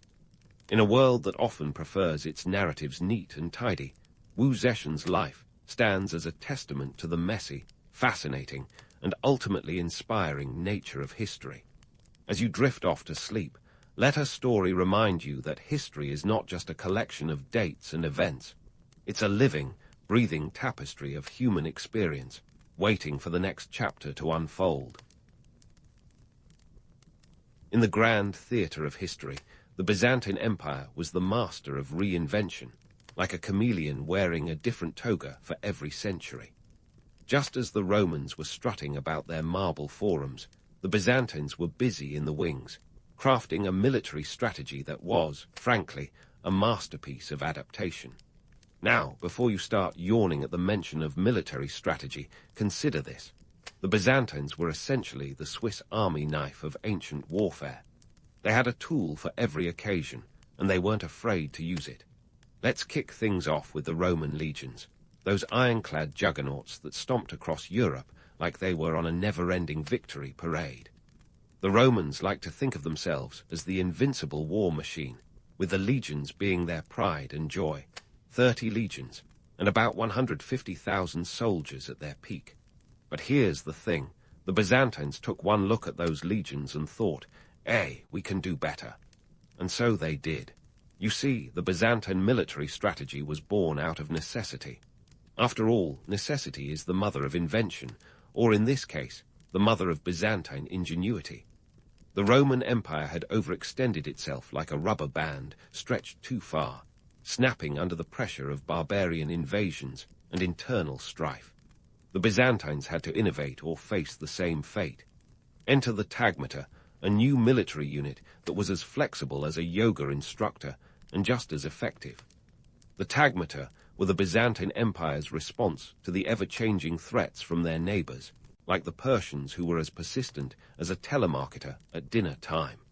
Comprised of professional soldiers who were paid in gold, none of this IOU nonsense. They were the elite backbone of the Byzantine military. Unlike the Roman legions, the tagmata weren't just about brute force. They were about intelligence, strategy, and dare I say, a touch of finesse. But how did this transition from Roman legions to Byzantine tagmata happen?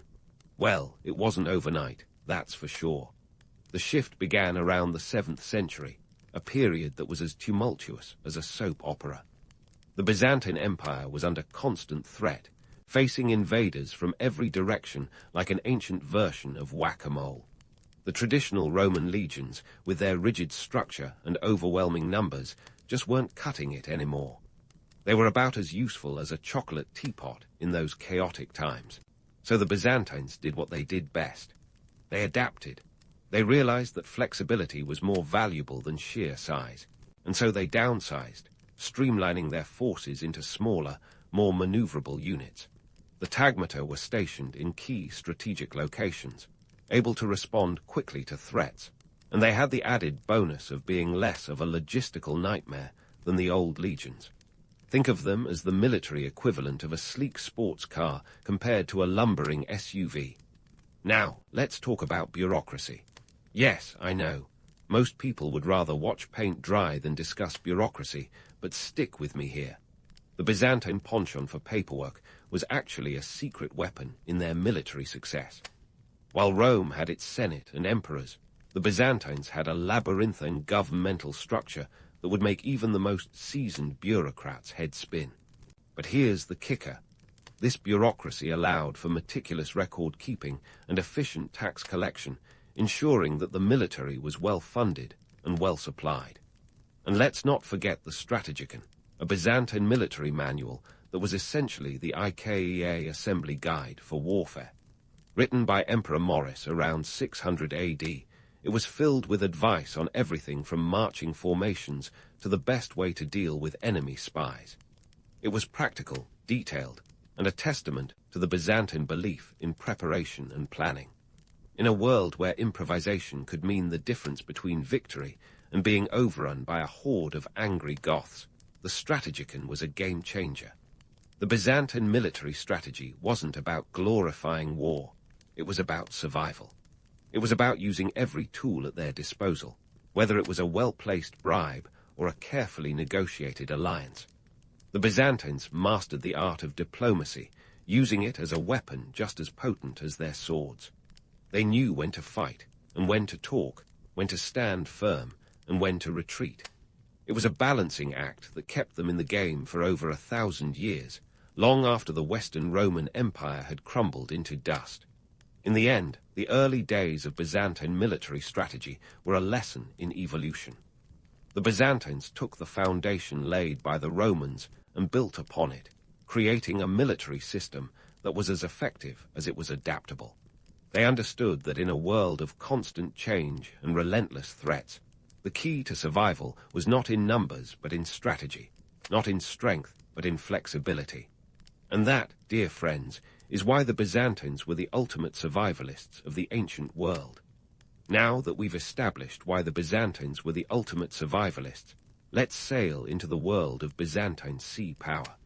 You see, while their land forces were busy flexing their strategic muscles, the Byzantine navy was quietly, maybe not so quietly, dominating the Mediterranean.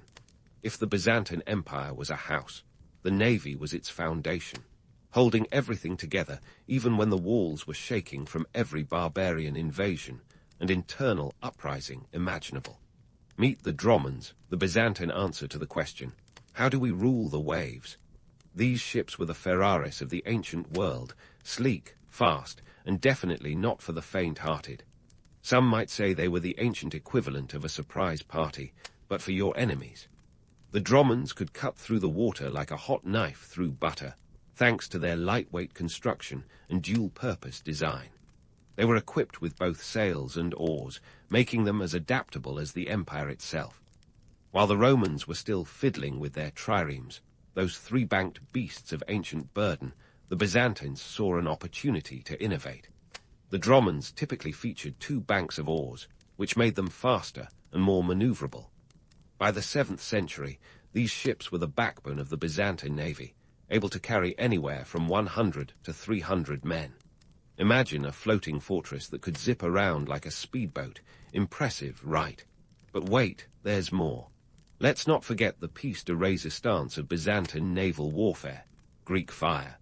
This ancient flamethrower has been the subject of many a romantic tale, blending history with a dash of medieval fantasy. Think Game of Thrones wild fire, but with fewer dragons and more scientific ingenuity. The Byzantines guarded the secrets of Greek fire with the kind of intensity usually reserved for national treasures. It's said that the recipe was so secretive, not even the cooks in the imperial kitchen knew the full list of ingredients. Now, let's separate fact from fiction. Greek fire wasn't some magical substance conjured by alchemists in dark corners of the empire. It was a tactical innovation, a kind of ancient napalm that made use of petroleum-based compounds. When launched from siphons mounted on the Dromons, it could stick to enemy ships and continue burning even on water, a medieval nightmare to put out. Witness accounts describe it as a roaring beast, hissing and spitting like a cauldron of demons. It was terrifying and effective, the medieval equivalent of shock and awe. Economically speaking, the Byzantine navy was a costly affair, but it was worth every gold solidus. Maintaining a fleet of Dromons wasn't cheap, with the cost of construction, maintenance, and crew salaries adding up to a hefty sum. But the Byzantines understood that control of the seas meant control of trade routes, and control of trade routes meant wealth. Wealth that was vital for paying soldiers, building defenses, and let's be honest, keeping the emperor in silk robes and fancy dinners. Politically, the navy was a tool of diplomacy as much as it was a weapon of war. The Byzantines knew that parading a fleet of Dromons along the enemy's coastline was often enough to make even the most stubborn adversaries reconsider their life choices. But it wasn't just about intimidation. The navy allowed the Byzantines to project their power across the Mediterranean, securing alliances and negotiating from a position of strength. It was diplomacy with a side of high-octane maritime muscle. In this Game of Thrones, quite literally, since imperial power was often as volatile as Greek fire, the navy was a stabilizing force. It wasn't just about fighting pirates or repelling invasions. It was about ensuring the empire's continued prosperity. By the 10th century, the Byzantine navy was a formidable force, boasting up to 300 ships at times. They were the unsung heroes, the silent guardians that kept the empire's economy afloat. As we pull back from the spectacle of burning ships and victorious fleets, let's remember that the Byzantine navy was as much about pragmatism as it was about power. The sea was both a barrier and a bridge, a source of sustenance and a path to conquest. The Byzantines didn't just survive on their strategic brilliance. They thrived by understanding the complex interplay between land, sea, and power. So, as we leave the Dromons slicing through the waves and the Greek fire casting its eerie glow, let's not forget the hard truths beneath the romance. The Byzantine navy was a testament to the empire's ability to adapt and endure, a symbol of a civilization that understood the true cost of survival. The empire's fate was often decided not on the battlefield, but on the high seas, with each ship and every flame playing a part in the grand tapestry of history. And yet, even with all these maritime marvels, the Byzantine Empire was far from invincible. The sea, like fate, is a fickle mistress, and as we venture further into the empire's story, we'll see how the waves that once protected Byzantium could just as easily rise against it. But for now, let's leave the Byzantines basking in their maritime glory, rulers of the sea and masters of their destiny, at least for the moment. As the Byzantine navy rode the Mediterranean waves with a flair that would make Poseidon himself envious, back on land, the empire was busy turning its fortifications into masterworks of military art. You see, while the sea was a trusty ally, the land demanded its own set of defenses, particularly when you had neighbors who treated your borders like a revolving door. Enter the walls of Constantinople, the architectural equivalent of a steel trap wrapped in a riddle, dipped in concrete. These weren't just any walls. They were the Theodosian walls, named after Emperor Theodosius II, who, in the 5th century, decided that a mere single wall was as useful as a chocolate kettle. So he commissioned a second, and then a third. The result? Triple-layered fortifications stretching over 6 kilometers, a veritable fortress that made even the most ambitious invaders think twice. The walls were up to 12 meters high and 5 meters thick in some places, with towers dotting the skyline every 55 meters. Imagine trying to storm that with nothing more than a ladder and a dream. But let's debunk a myth right here. These walls weren't entirely impregnable. Oh, they were formidable, no doubt, but not without their Achilles heel. This legendary defense system fell only twice in a 1,000-year span, first to the Crusaders in 1204 and then to the Ottomans in 1453. But before you go thinking the Byzantines just slacked off, remember, even the most fortified castle has a weak spot, and human ingenuity, or treachery, has a way of finding it. The Crusaders, for example, didn't so much breach the walls as waltz through a side door, thanks to a bit of internal betrayal and a hefty dose of miscommunication. As for the Ottomans, well, they had something the Byzantines didn't. Massive cannons that could turn stone into rubble faster than you can say, Sultan. Still, for centuries, the Theodosian walls stood as a testament to Byzantine engineering prowess and their grasp of psychological warfare. Because sometimes the best defense is making your enemy think twice about even trying. Now, let's talk about espionage. If the walls were the empire's brawn, then its intelligence networks were the brains, subtle, cunning, and everywhere. The Byzantines were masters of espionage long before MI6 made it glamorous. Their scouts and spies operated like shadows, gathering intel that could make or break a battle. Think of them as the ancient world's secret agents, sans the tuxedos, but with plenty of intrigue. One of the empire's greatest strengths lay in its ability to turn information into a weapon. The Byzantine intelligence network was a sprawling web that reached into the courts of allies and enemies alike. This wasn't just about eavesdropping on juicy gossip, though I'm sure there was plenty of that, but about understanding enemy plans, movements, and potential threats. Knowledge, as they say, is power, and the Byzantines wielded it like a sword. The Bureau of Barbarians, yes, that was its real name, was a key player in this spy game.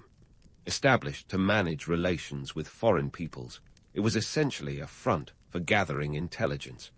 It was a bit like running a diplomatic mission while picking the lock of the enemy's back door. This bureau kept tabs on foreign diplomats and visitors, ensuring that no detail went unnoticed and no potential threat went unchecked. The Byzantine penchant for espionage wasn't just about keeping an eye on external enemies. It was also a vital tool in maintaining internal stability. After all, in an empire where palace intrigue was as common as morning bread, knowing who was plotting what was crucial for any emperor hoping to keep his head and his throne. The Byzantine court was a labyrinth of alliances and betrayals, a high-stakes game where the wrong move could mean a one-way ticket to exile or worse. Economically, maintaining such an extensive intelligence network wasn't cheap, but it was an investment that paid dividends. The Byzantines knew that an ounce of prevention was worth a pound of cure, especially when the cure involved massive, costly military campaigns. By staying one step ahead of their enemies, they could often avoid conflicts altogether, or at least stack the odds in their favor when war was unavoidable. Now, let's take a moment to appreciate the Byzantine ability to blend diplomacy with deception. Their emperors were as adept at spinning webs of alliances as they were at wielding swords. They understood the art of negotiation, knowing when to offer a hand and when to conceal a dagger. It was this strategic dance that often kept the empire afloat in a sea of hostile powers. After all, sometimes the best way to win a battle is to ensure it never happens. And let's not forget the role of economic espionage in all this cloak-and-dagger drama. The Byzantines were keenly aware that wealth flowed not just from taxes and trade, but also from understanding the economic strengths and weaknesses of their neighbors. By infiltrating trade networks and gathering intel on economic conditions, they could manipulate markets and influence regional stability to their advantage. It was a subtle power play, the kind that could shift the balance of power without a single sword being drawn. In the end, the Byzantine blend of fortification and espionage was a testament to their understanding of both human nature and the harsh realities of empire. They knew that survival wasn't just about building walls or wielding weapons, but about knowing when to use each tool in their arsenal. Theirs was an empire built on adaptation, a lesson in the power of resilience and resourcefulness. As we leave the shadowy world of spies and towering walls, we'll soon turn our gaze to the Byzantine art of diplomacy and the role it played in their enduring legacy.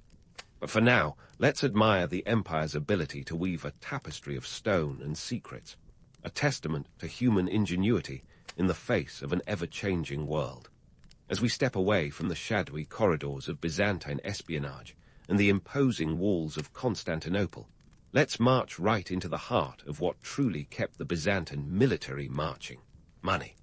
Cold, hard cash, or gold solidi, if we're being historically accurate. Because when it comes down to it, you can't pay an army with good intentions and a pat on the back. The Byzantines knew this all too well, and they had a few tricks up their sleeves to ensure their soldiers were never left wanting. First things first, let's talk tax reforms. Now, I know the mere mention of taxes makes most people's eyes glaze over faster than a Byzantine fresco, but stick with me here. In the Byzantine Empire, taxes were the lifeblood of the military machine. Under Emperor Anastasius I, who reigned from 491 to 518 AD, tax reforms were implemented like a military campaign, with precision and determination. Anastasius introduced the Chrysargyran **, a tax on merchants and artisans that was as popular as a rainstorm at a wedding. But here's the thing: it was efficient, filling the imperial coffers and ensuring that the Byzantine army didn't have to resort to looting their own citizens to get paid. Anastasius also abolished the ***, a grain tax that was a logistical nightmare and about as popular as a plague. Instead, he focused on direct taxation, ensuring that taxes were collected in coin, not kind. This shift was a game-changer, allowing the empire to maintain a stable currency and pay its soldiers in actual money, not bushels of barley. After all, you can't exactly buy a new sword with a sack of grain, can you? Now, let's dive into the nitty-gritty of logistics. Keeping an army fed is no small feat, and the Byzantines had it down to a science. Grain was the staple of the Byzantine diet, much like how Netflix is the staple of modern procrastination. The Byzantine Empire controlled vast tracts of fertile land, particularly in Egypt, which was the breadbasket of the empire. The grain from Egypt was shipped to Constantinople via the Nile and then across the Mediterranean, a logistical ballet that required precision and planning. To ensure the grain got where it needed to go, the Byzantines developed a network of ***, prefecture ***, administrative districts responsible for the collection and distribution of resources. This wasn't just about keeping soldiers from going hungry. It was about maintaining morale. An army marches on its stomach, and hungry soldiers are about as useful as a sword with a bend in it. But grain wasn't the only thing the Byzantines were good at moving around. Enter silk production, the empire's not-so-secret weapon in economic warfare. You see, silk wasn't just a luxury item. It was a symbol of imperial power and an economic powerhouse in its own right. The Byzantines had a virtual monopoly on silk production in Europe, thanks to a bit of industrial espionage that would make a modern CEO proud. Legend has it that 2 monks smuggled silkworm eggs out of China in hollowed-out walking sticks in the 6th century. Whether or not that's true, the fact remains that the Byzantines cracked the code of silk production and turned it into a booming industry. Silk was more than just a fashion statement. It was a tool of diplomacy and a source of immense wealth. The empire exported silk products to Europe, the Middle East, and beyond, filling the treasury and ensuring the army's continued funding. And let's not forget about the silk guilds, those tightly regulated groups that ensured quality control and fair pricing. The Byzantine government kept a close eye on silk production, understanding that a stable silk industry meant a stable economy. It was a delicate balance, much like walking a tightrope across a chasm filled with hungry lions. But the Byzantines managed it, turning silk into a linchpin of their economic strategy. Now, before you think the Byzantines had it all figured out, let's bust a few myths. While their economic strategies were ingenious, they weren't infallible. The Byzantine economy was often as fragile as a porcelain vase in an earthquake. Inflation was a constant threat, and the empire's reliance on foreign trade made it vulnerable to external shocks. When the grain supply faltered or silk production hit a snag, the empire felt the tremors. The Byzantines also had to contend with the ever-present threat of corruption, that age-old nemesis of empires everywhere. Tax collectors were known to skim off the top, and the complex bureaucracy could often be as tangled as a ball of yarn in a kitten's paws. But despite these challenges, the Byzantine economic machine kept chugging along, adapting and evolving just like the empire itself. In the grand scheme of things, the economic and logistical underpinnings of the Byzantine military were a testament to the empire's resilience and ingenuity. They knew that an army needs more than just weapons and armor. It needs a steady flow of resources and a solid economic foundation. By mastering the art of tax reform, logistical planning, and silk production, the Byzantines ensured their military prowess without resorting to the kind of heavy-handed tactics that would make Robin Hood blush. So, as we leave behind the world of Byzantine economics, remember that this empire's success wasn't just about battles won or walls built. It was about understanding the complex interplay between finance, logistics, and military might, a lesson that remains relevant even today. As we prepare to delve further into the Byzantine saga, let's keep in mind that the empire's true strength lay not just in its soldiers, but in its ability to adapt and thrive in a world that was constantly changing. While the Byzantine Empire had mastered the art of adaptation, it was still a human endeavor, filled with triumphs and, inevitably, blunders. As we turn our gaze toward its decline, it's clear that even the most adaptable empire can trip over its own feet when politics, complacency, and external pressures conspire like a medieval boy band gone awry. So, what led to the fall of this once mighty empire, and what can we learn from its demise to avoid repeating history's greatest hits? First, let's tackle the elephant in the room: internal politics. If Byzantine politics were a soap opera, they'd be the kind that leaves you questioning your own sanity. Intrigue, backstabbing, and betrayal were as common as bread and olives. Emperors rose and fell like the changing tides, and more than a few met their end not in battle, but by the machinations of their so-called allies. It was a world where loyalty was as rare as a unicorn sighting. The infamous Fourth Crusade in 1204 is a prime example. Instead of defending their Christian brothers, the Crusaders decided to sack Constantinople, encouraged by internal divisions and power struggles that left the city ripe for the picking.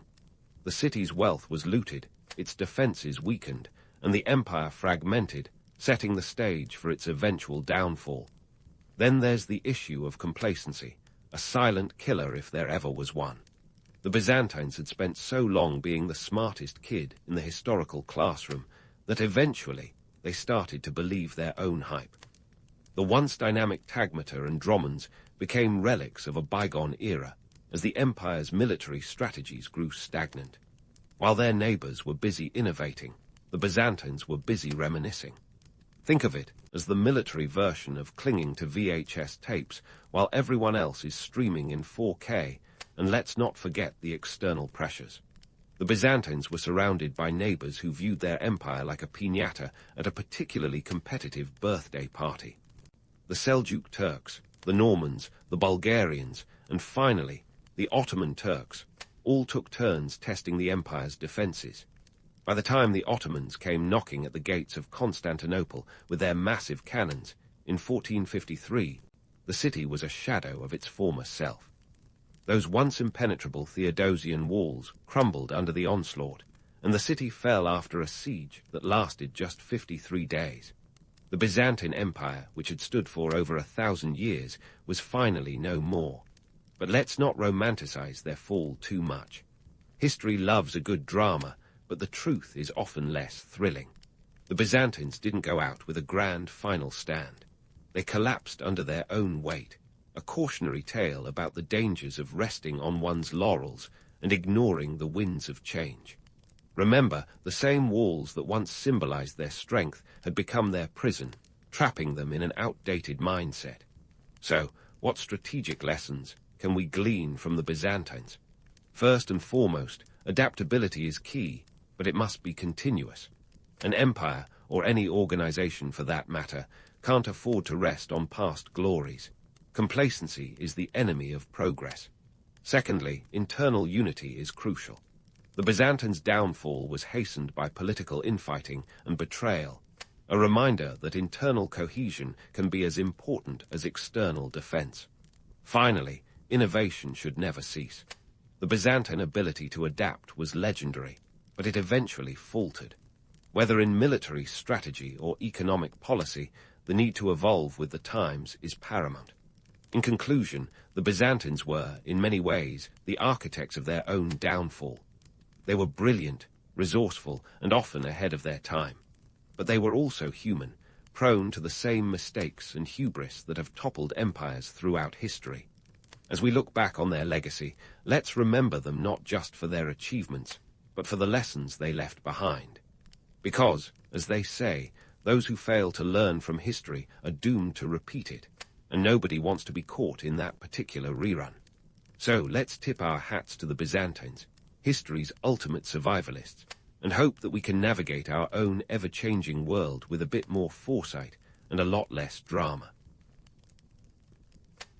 The Byzantine Empire was a bit like that mysterious neighbor whose curtains are always drawn. You know they're there, you hear the occasional noise, but you can't quite grasp the full picture until you take a closer look. At the top of this complex social tapestry sat the emperor, the big cheese, the head honcho, the guy who woke up every morning claiming divine legitimacy as if he had a direct line to the cosmos. In reality, this was often just a more grandiose way of saying, "I've got the crown, so deal with it." And what a crown it was!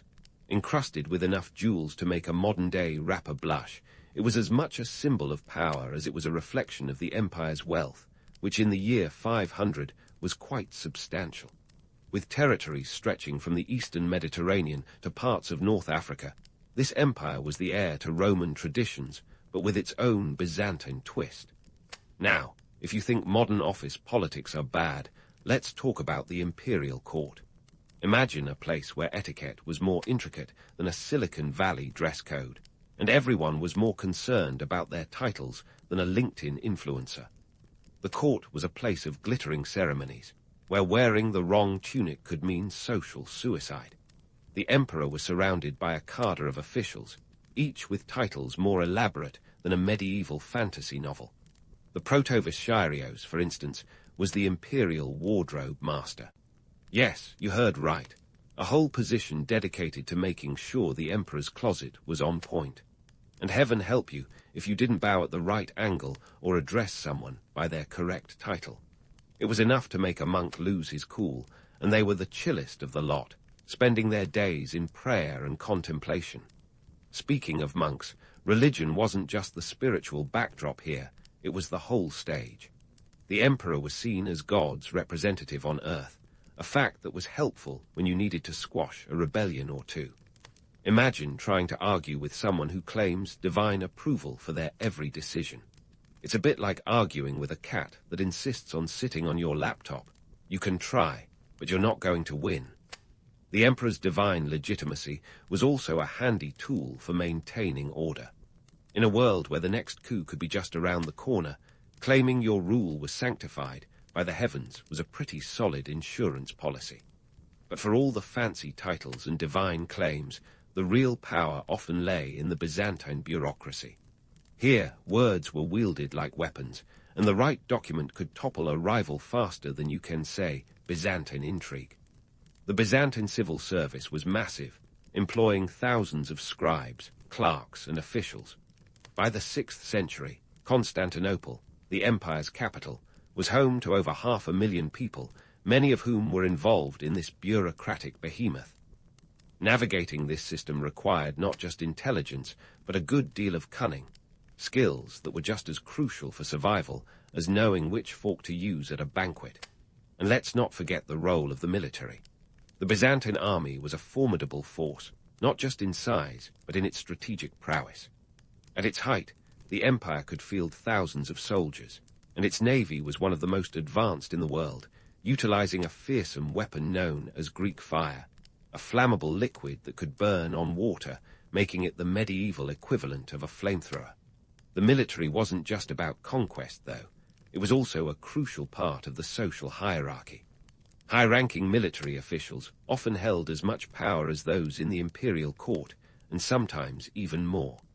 After all, when your empire's borders are constantly under threat, the guy who can keep the invaders at bay tends to have a lot of sway. Understanding this pecking order was vital. In a society where status could mean the difference between a life of luxury or a swift fall from grace, knowing your place was as much a survival skill as it was a social necessity. From the emperor down to the lowliest citizen, everyone had a role to play in this grand, complex opera of empire. As we delve deeper into the Byzantine world, we'll see just how this intricate dance of power, faith, and politics shaped one of history's most enigmatic civilizations. So buckle up, because the Byzantine Empire is anything but your typical history lesson. Now, if you thought the Byzantine bureaucracy was a tangled web of intrigue, just wait until we dive into the world of the Byzantine nobility. Picture a world where every banquet invitation is a potential power play, and every marriage proposal is essentially a merger and acquisition deal. In Byzantium, the nobility were masters of the medieval chess game. Only here, the stakes involved land, influence, and sometimes a well-timed betrayal. These folks were the original landlords, wielding their vast estates like a sword of Damocles over the heads of lesser nobles and serfs alike. Speaking of estates, let's talk about the themes, or as they were known in Greek, themata. These were military and administrative districts that dotted the empire, a kind of feudal framework that made the Byzantine landscape look like a patchwork quilt of power. The themes were not just about land. They were the lifeblood of the empire's military and economic systems. Each theme was responsible for raising troops, kind of like a medieval draft, and was governed by a strategos, an official who had the dual role of military commander and provincial governor. This meant the strategos was not only in charge of defending the borders, but also of collecting taxes and upholding law and order, making them a kind of Swiss army knife of authority. The wealth of the themes was staggering. Some of the richest landowners controlled vast swathes of territory, and with them, the lives of countless peasants who worked the land. These landowners were the empire's economic powerhouses, and their estates were as much about producing crops as they were about producing power. They were the Jeff Bezoses of their time, only instead of e-commerce, Their empires were built on agriculture and the shrewd management of resources.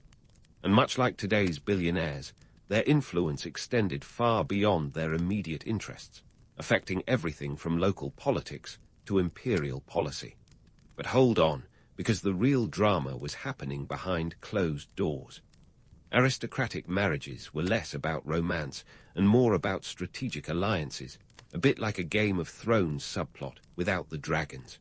These unions were meticulously arranged to consolidate power and property, ensuring that the family name remained as robust as ever. Picture a Byzantine mother poring over potential suitors like a Wall Street analyst, examining the stock market. Dowries were negotiated like corporate contracts, with land and gold changing hands as if they were mere tokens in a larger Game of Thrones. And let's not forget the infamous practice of dynastic marriages, where the ruling families of Byzantium would marry into the nobility of neighboring regions. This wasn't just about keeping friends close, it was about keeping potential enemies closer. A well-placed marriage could secure peace and influence, turning potential rivals into family. The imperial family itself often married into the aristocracy to cement alliances and reinforce the emperor's legitimacy. This was a world where familial bonds were as much a weapon as any sword or spear, and the stakes were higher than a Byzantine tower. The most notorious of these arrangements were the marriages that took place within the imperial family itself. Incestuous unions were not unheard of, and while they might make modern audiences squirm, they were seen as a way to keep the royal bloodline pure and the family ties unbreakable. It's a bit like trying to preserve a vintage wine by keeping it in the family cellar, though the results were sometimes just as volatile as they were potent. But let's not get too swept away in the romance of it all. The harsh reality was that these marriages were often marked by manipulation, betrayal, and the constant threat of a knife in the back, sometimes literally. The noble families of Byzantium were locked in a perpetual struggle for power, and alliances could shift as quickly as a Byzantine wind. One day you were toasting to a new alliance, and the next you found yourself on the wrong side of a coup. And speaking of coups, the Byzantine nobility were experts at the art of the palace intrigue. In a world where the emperor could be deposed as easily as a toga at a Roman bathhouse, the ability to navigate the treacherous waters of court politics was as essential as any sword in a knight's arsenal. It was a game of wit and patience, where a well-placed rumor could be as deadly as a well-aimed arrow. The nobility were the chess masters of their time, plotting moves and countermoves in a never-ending struggle for supremacy. Now, you might be wondering how all this noble drama played out in the broader context of Byzantine society. Well, the answer lies in the empire's complex social hierarchy.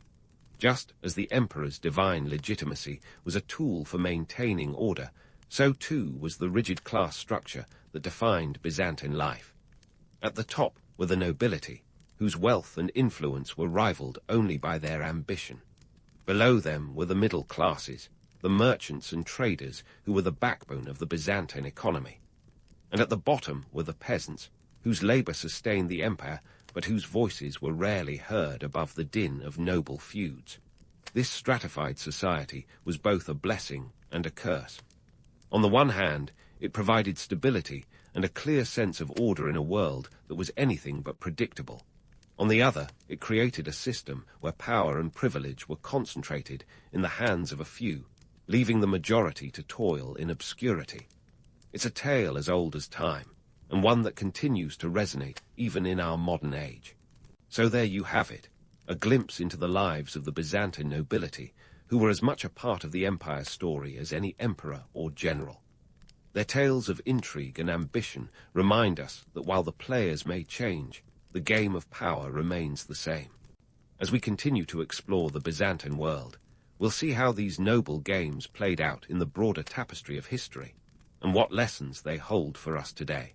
But for now, let's leave the nobles to their chessboard and prepare to delve deeper into the Byzantine saga in the next chapter. And so, as we leave the Byzantine nobility to their endless games of intrigue, let's shift our focus to those who actually kept the wheels of the empire turning. The middle class, or as they called themselves, the demos.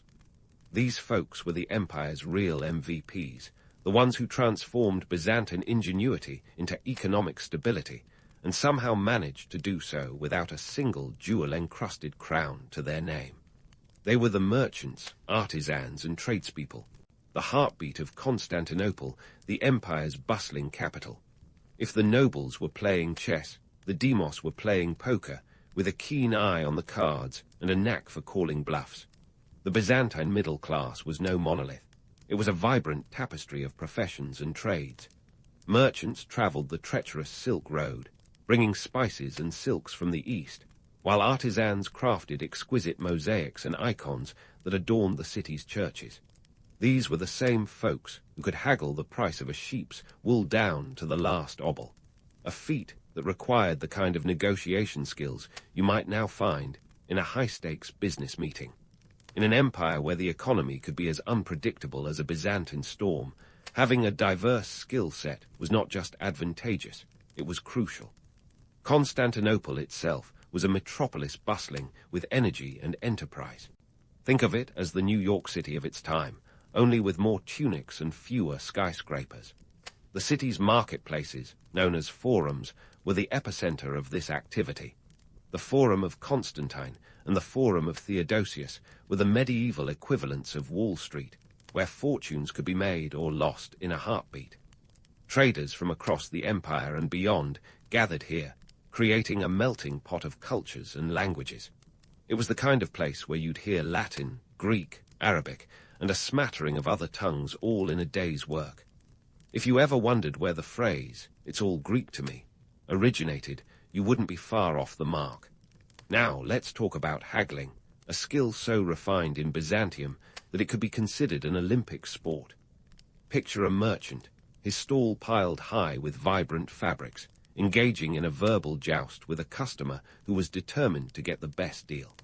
It was a dance of words and wits, where knowing when to walk away was just as important as knowing when to concede. Successful merchants could emerge with a profit, a bargain, and perhaps most importantly, a reputation for being shrewd but fair. Fail at this, and you'd find yourself the subject of more rumors than a Byzantine court scandal. But it wasn't all smooth sailing for the demos. The Byzantine economy had a tendency to veer off course like a ship without a rudder. Inflation was a constant threat, and the currency, the solidus, could fluctuate more than a modern stock market. In one notable instance, the Emperor Nicephorus I tried to bolster the economy by introducing new taxes, only to find himself on the wrong end of a rebellion. It turns out that while the demos could tolerate a lot, unexpected taxes were where they drew the line. Nicephorus learned the hard way that economic policy required a touch as gentle as a Byzantine breeze. The unpredictability of the economy meant that for many in the middle class, retail therapy was less about indulgence and more about survival. When the markets were good, life was sweet, but when they weren't, stress levels could rival a Byzantine general facing an impending invasion. It's no wonder that the demos were adept at calculating risks and seizing opportunities. They had to be. In a world where your next meal could depend on the success of your latest venture, adaptability was the name of the game. Yet despite these challenges, the middle class thrived, driven by a relentless work ethic and an eye for innovation. They were the ones who adopted new technologies, like the water-powered mills that revolutionized textile production, making Constantinople a hub of manufacturing. Byzantine artisans were renowned for their skill, producing everything from intricate jewelry to the famous Byzantine silk, a luxury item coveted across Europe. These were the original trendsetters, dictating fashion and style with the flick of a loom. For all their industriousness, the demos weren't just about business. They were also deeply rooted in their communities, with social and religious life intertwined. The local church was more than just a place of worship. It was a social center where people gathered to exchange news, discuss politics, and yes, occasionally gossip about the latest court intrigue. It was a place where the lines between the spiritual and the secular blurred, creating a unique cultural tapestry that was as colorful as the mosaics that decorated their walls. And let's not forget the guilds, those medieval trade unions that were as much about camaraderie as they were about commerce. Joining a guild was akin to joining an exclusive club, complete with secret handshakes and initiation rites. These organizations regulated trade, set quality standards, and provided support for their members, acting as a safety net in an unpredictable world. They were the medieval LinkedIn, connecting like-minded professionals and offering opportunities for collaboration and mutual support. So, while the Byzantine nobility may have been busy plotting their next strategic marriage, the demos were ensuring that the empire's economy remained as vibrant as ever. They were the quiet heroes of Byzantium, the ones who kept the lights on while the aristocracy played their games of power. Without them, the empire would have been little more than a collection of grand titles and empty promises. As we continue our journey through the Byzantine world, we'll see how this industrious middle class influenced not just the economy, but the very fabric of society.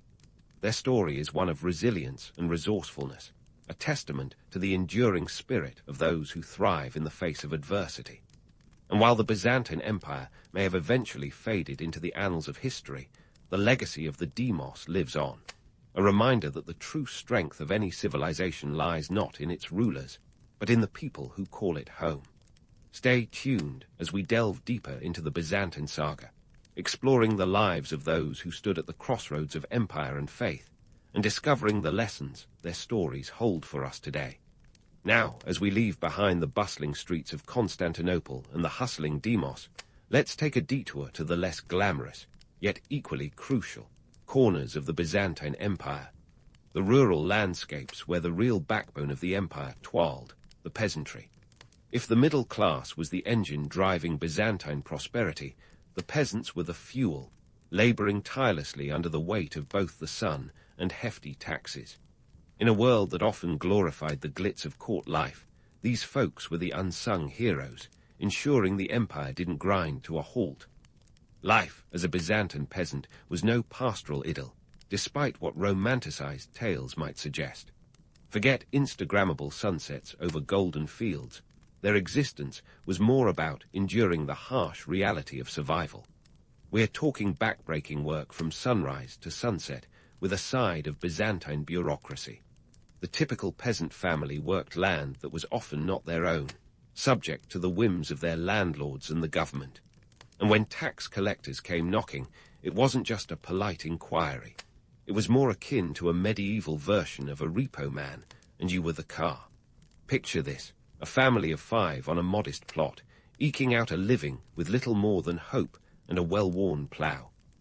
These rural workers were expected to hand over a significant chunk of their harvest as tax, sometimes as much as a third.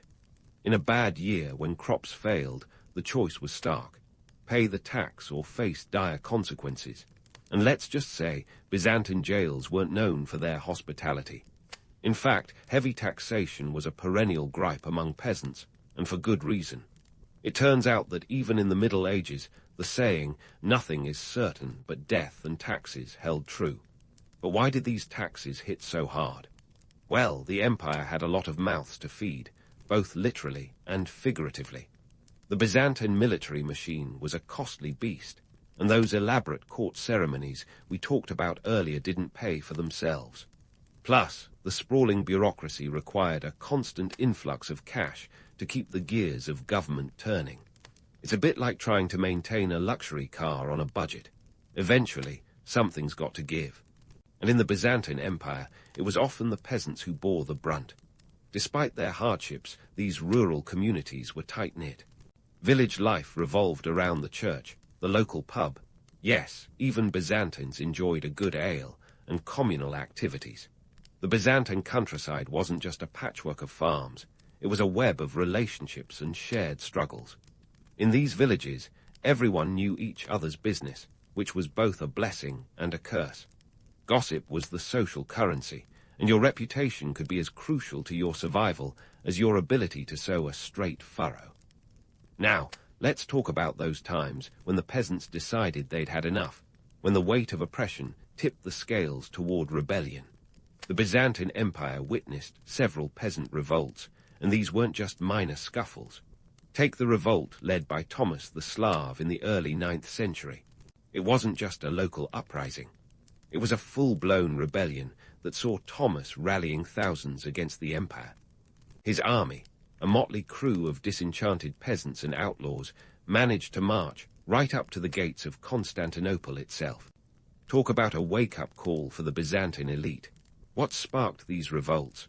Often, it was the combination of unfair taxes, famine, and the heavy-handedness of local officials. Imagine being squeezed by both the noble class and the state. It's enough to make anyone pick up a pitchfork. The threat of rebellion was a constant spectre for Byzantine rulers, a reminder that even their divine mandate had limits. When the peasants revolted, it wasn't just a cry for help. It was a demand for change. And let's be honest, nothing gets the attention of a medieval ruler quite like the prospect of an angry mob at their doorstep. Yet, for all their struggles, the peasantry played an essential role in maintaining the empire's social fabric. They were the ones who kept the agricultural wheels turning, ensuring that the cities had grain for their bread and wine for their banquets. Their labor was the foundation upon which the Byzantine economy was built, and their resilience in the face of adversity was nothing short of remarkable. Without them, the empire would have been little more than a hollow shell, a gilded cage with nothing inside. In many ways, the life of a Byzantine peasant was a testament to the endurance of the human spirit. While the emperors and nobles played their games of power, the peasants kept their heads down and their hands busy, carving out a life from the soil. Their story might not have been glamorous, but it was vital, much like the roots of a tree that anchor it to the ground. So, as we continue our Byzantine journey, let's not forget the peasants, those silent cogs in the empire's grand machine. Their lives may have been marked by hardship and toil, but their legacy is one of perseverance and quiet strength. As we delve further into the Byzantine world, we'll see how their story intertwines with the broader narrative of this enigmatic empire, offering lessons in resilience that resonate even today. Stay tuned for more tales from the Byzantine tapestry, where we'll uncover the intricate dance between power, faith, and the everyday lives of those who lived in history's shadow. As we delve further into the Byzantine tapestry, let's turn the spotlight on those left lurking at the edges, the marginalized groups whose stories are often overshadowed by the grandeur of emperors and the machinations of nobility. We're talking about the slaves and foreigners, the cogs in the Byzantine machine whose lives were anything but glamorous. Despite the myths of a tolerant and cosmopolitan empire, their existence was a testament to the harsh realities of a society that thrived on hierarchy and exclusion. First up, the slaves. In Byzantium, slavery wasn't just an inconvenient truth, it was a societal cornerstone. Slaves were the invisible hands that swept the floors of imperial palaces, toiled in the fields, and served the whims of their masters. While the Byzantine legal system did afford them certain protections, like the right not to be killed without cause, the reality was that their lives were subject to the whims of their owners. A slave could be bought for as little as 30 nomismata, about the price of a decent donkey, highlighting just how commodified human life could become. The sources of slavery in Byzantium were as varied as a Byzantine mosaic. War captives, unfortunate debtors, and even kidnapped children from borderlands found themselves thrust into servitude. Once enslaved, their life paths diverged wildly. Some were fortunate enough to serve in the households of the wealthy, where conditions might be relatively benign. Others, less lucky, found themselves in grueling labor, from mining to agriculture, where the work was as relentless as the Byzantine sun. The legal status of slaves was precarious. While manumission was possible, it was hardly guaranteed, and freedom often required navigating a maze of Byzantine bureaucracy that would make even the most patient monk lose his beatific calm. Now, let's talk about foreigners, those outsiders who came to Byzantium seeking opportunity and found themselves caught in the crosswinds of suspicion and necessity. The Byzantine Empire was a veritable crossroads of cultures, with traders, mercenaries, and immigrants flowing into Constantinople, each bringing their own customs and languages. While this melting pot was a source of the empire's strength, it also bred a certain wariness of the other. Foreigners were often seen as both essential and expendable, a paradox that echoes through history's corridors. Take the Venetians, for instance. By the 12th century, these savvy traders had secured a sweetheart deal from the Byzantine emperors, granting them tax exemptions and privileged trading rights. This arrangement didn't sit well with the local merchants, who saw these foreign interlopers as economic invaders. The resulting tensions boiled over in 1171, when Emperor Manuel I ordered the arrest of all Venetians in the empire. The ensuing diplomatic fallout was a stark reminder of the precarious balance between commerce and xenophobia. But it wasn't just the Venetians who found themselves in Byzantine crosshairs.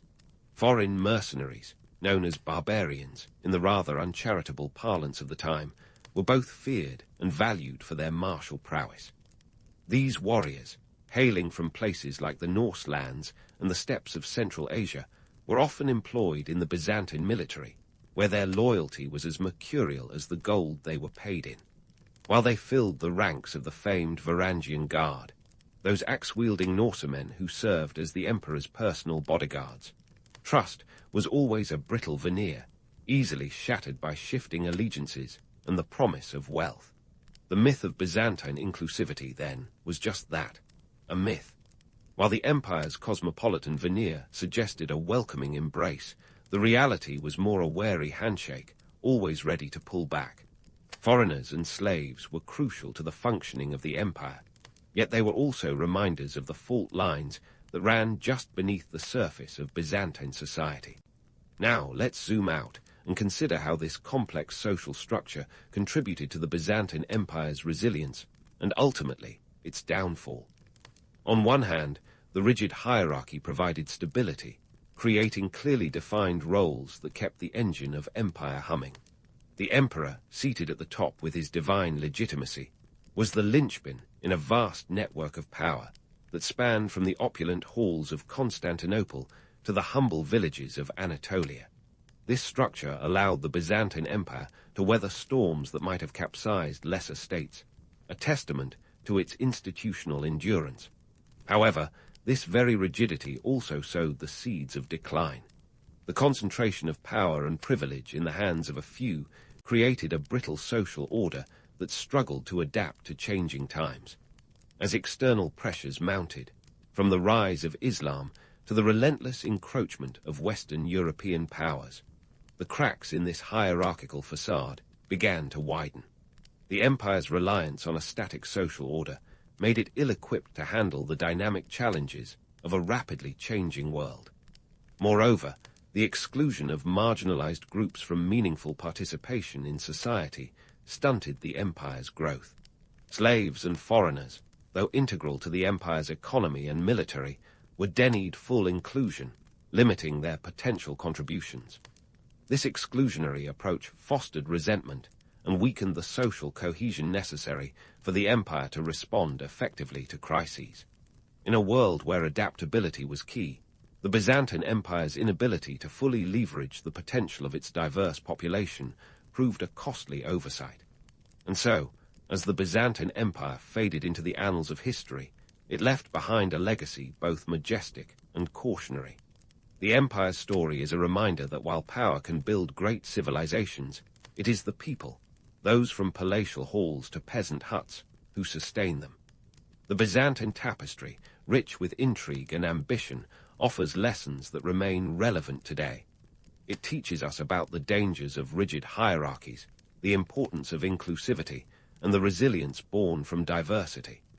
As we close the book on the Byzantine saga, let's carry forward these lessons, remembering that history is not just a collection of dates and battles, but a living tapestry of human experience. The Byzantine Empire may have crumbled, but its stories continue to echo across time, offering insights into the complexities of power, society, and the enduring spirit of those who lived in history's shadow. So, as you drift off to sleep tonight, let the tales of Byzantium linger in your dreams, a reminder of the past's enduring resonance in our present lives. Aksum, the ancient kingdom that sprouted like an economic colossus on the edge of the African continent, could be mistaken for a historical fever dream if it weren't so real. It's a tale that begins with a mix of elbow grease, serendipity, and one heck of a strategic location. Perched like a hawk over the Red Sea, Aksum was no ordinary plot of land. This was prime real estate for anyone looking to get ahead in the cutthroat world of ancient trade, where the stakes were as high as the incense-scented air. Let's set the scene around the 1st century CE. The world was a pretty happening place if you were into spices, silk, and all things shiny. Traders were the rock stars of the era, and they didn't tour just anywhere. They needed a stage where the audience was global, the resources abundant, and the location worth 1,000 maps. Aksum ticked all those boxes, and then some. It was the perfect crossroads for trade routes snaking their way from India and the Arabian Peninsula into the heart of Africa and beyond. With a location like that, Aksum had a front-row seat to the greatest economic show on Earth. But let's rewind a bit. Before Aksum became the darling of the trade world, it was a patchwork of farmers and traders who probably had no idea they were sitting on a gold mine, figuratively and literally. The land was fertile, perfect for growing teff, a grain that's basically the Ethiopian answer to quinoa. Farming was the backbone, but trade was the heartbeat. The Red Sea wasn't just a body of water. It was an ancient superhighway, and Aksum had its own off-ramp. This was the location, mantra in action, long before real estate agents wore blazers. The city of Aksum itself was a beehive of activity, buzzing with merchants who were just as likely to haggle over the price of ivory as they were to discuss the latest Roman gossip. It was a metropolis, and not in the "we have one market square and a well" kind of way. Think more along the lines of a bustling hub that could give Athens or Rome a run for their money, at least when it came to strategic importance. Aksum was a city with ambition, and it had the infrastructure to back it up. Roads, obelisks, and palaces. Oh my! Now, let's talk numbers.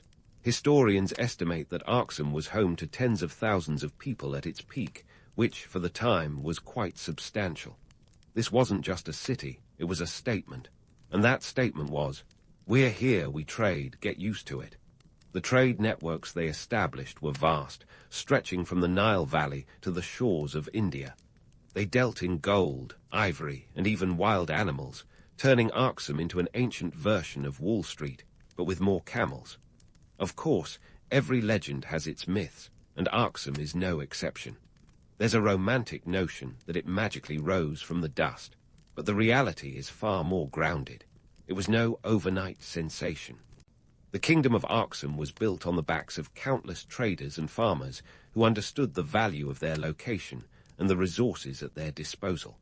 Sure, there's the story that the Ark of the Covenant made a pit stop here, but let's not get sidetracked by Indiana Jones fantasies. So why does all this matter? Well, Aksum wasn't just a flash in the pan of history. It was a powerhouse that influenced the economies of regions far beyond its own borders. It was a cultural melting pot where ideas flowed as freely as goods. Understanding Aksum's rise isn't just about recognizing a successful kingdom. It's about seeing how interconnected the ancient world really was. It's a reminder that even in ancient times, geography was destiny, and Aksum was a kingdom that played its hand to perfection. In the end, Aksum's story is one of transformation and opportunity seized. It's about how a group of determined individuals used their wits and their land to craft an empire that would leave a lasting mark on history. And while the kingdom itself may have faded into the annals of time, the lessons it offers are timeless. So, as you drift off into sleep, let the rise of Aksum whisper the tales of traders past, reminding us that sometimes the best stories are the ones that actually happened. And speaking of stories that actually happened, let's introduce you to the rock stars of Aksum's royal lineage. Cue the entrance of King Ezana, the monarch who brought the kingdom into the limelight with a move that could rival any modern-day influencer's viral post. This wasn't just a king, this was a trendsetter. But before we dive into the Ezana era, let's set the stage with a little royal context. The Aksumite rulers were more than just figureheads sitting on decorated thrones. They were savvy strategists who knew how to play the Game of Thrones long before it involved dragons and direwolves. They understood the importance of controlling trade routes, not just for the material wealth they brought, but for the power of ideas and cultural exchange. Think of Aksum as an ancient version of a bustling port city, where the exchange of goods was only half the story. The other half, ideas, philosophies, and religions, flowed as freely as the gold and ivory. Now, about that gold and ivory.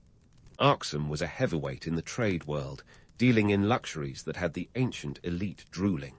But while the goods were impressive, it was the rulers' ability to leverage their kingdom's prime location that truly set them apart. They didn't just sit back and let the trade come to them.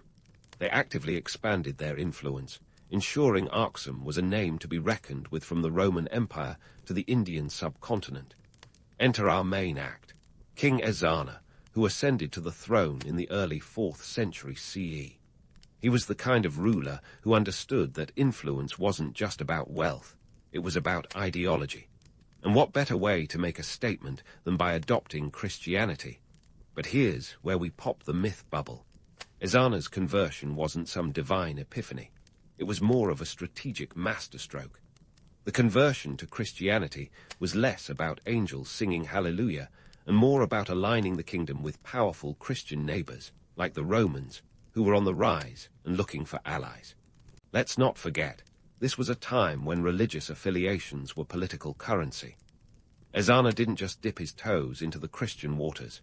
He cannonballed right in, making Christianity the state religion and even minting coins with the cross, which was basically the ancient equivalent of a brand logo. His decision was a PR move that would have made any modern political strategist nod in approval. By aligning Aksum with the Christian world, Ezana ensured his kingdom wasn't just a footnote in history, but a key player in the geopolitical scene. But let's not entirely dismiss the romance of this tale. The idea of a king waking up one day and deciding to change the spiritual direction of his entire kingdom is the stuff of legends. It speaks to the human capacity for transformation and the allure of new ideas. Yet, beneath the surface, it was a calculated decision that positioned Aksum as a beacon of Christianity in Africa, a status that would resonate through the centuries. Ezana's reign marked a high point in Aksum's story, but it didn't happen in a vacuum. His leadership was part of a continuum, a lineage of rulers who understood the power of trade and the importance of strategic alliances. The Aksumite kings weren't just rulers. They were visionaries who could see beyond the immediate gains and plan for the future, even if that future meant a complete ideological shift. So, what does this tell us about the kingdom of Aksum? It was a place where commerce and culture collided, creating a society that was as dynamic as it was diverse. The trade routes didn't just bring wealth. They brought new ways of thinking, which Aksum's rulers were more than happy to incorporate into their expanding empire. The kingdom was a living testament to the idea that trade is more than just the exchange of goods. It's the exchange of ideas. In the grand tapestry of history, Aksum's rulers were the weavers, crafting a narrative that was as much about ideology as it was about economy. Their story is one of adaptation and foresight, showing us that sometimes the greatest power lies not in the treasures you hoard, but in the ideas you embrace. And while the kingdom's power may have eventually waned, its legacy of innovation and cultural exchange continues to inspire. As we journey further into the annals of Aksum's history, we'll see how this kingdom, perched on the edge of the African continent, influenced the world stage. From strategy to spirituality, Aksum was a kingdom that understood the power of both tangible and intangible assets. Stay tuned as we uncover more layers of this ancient powerhouse, where the line between myth and reality is as blurred as the horizon over the Red Sea. So, as we delve deeper into Aksum's illustrious tale, let's talk about what really made this kingdom tick: trade. If you think ancient trade was just about swapping a few camel loads of spices for shiny beads, well, buckle up. The Aksumite trade network was the ancient equivalent of a global corporate giant, sans the stock options and legal departments. At its core, trade in Aksum was about far more than exchanging goods. It was about creating connections. Think of it as LinkedIn, but with more incense and less spam.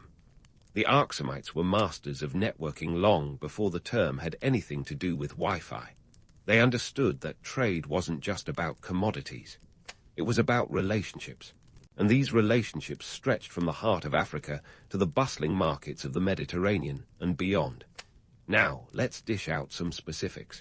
The goods Aksum traded were the stuff of ancient luxury dreams. Frankincense and myrrh, those aromatic resins that made temples smell like an otherworldly paradise, were hot on the market. And let's not forget ivory, the white gold of the ancient world. Elephant tusks were shipped off to adorn the palaces and temples of empires far and wide, fetching the kind of prices that would make a Silicon Valley startup founder blush. But why was everyone so desperate for a piece of the Aksumite pie? Well, the allure of Aksum's goods was matched only by the allure of its strategic location. The kingdom was like a giant customs hub at the crossroads of major trade routes. Picture this: caravans laden with Chinese silk, Indian spices, and Arabian horses winding their way through Aksum, with merchants bargaining as if their dinner depended on it, which, in fairness, it probably did. Aksum's traders were the ancient world's version of savvy entrepreneurs. They knew the value of their goods and weren't afraid to leverage their position. They were like the ancient Jeff Bezos, but with more camels. The savvy Aksumite merchants understood that controlling trade routes meant controlling wealth.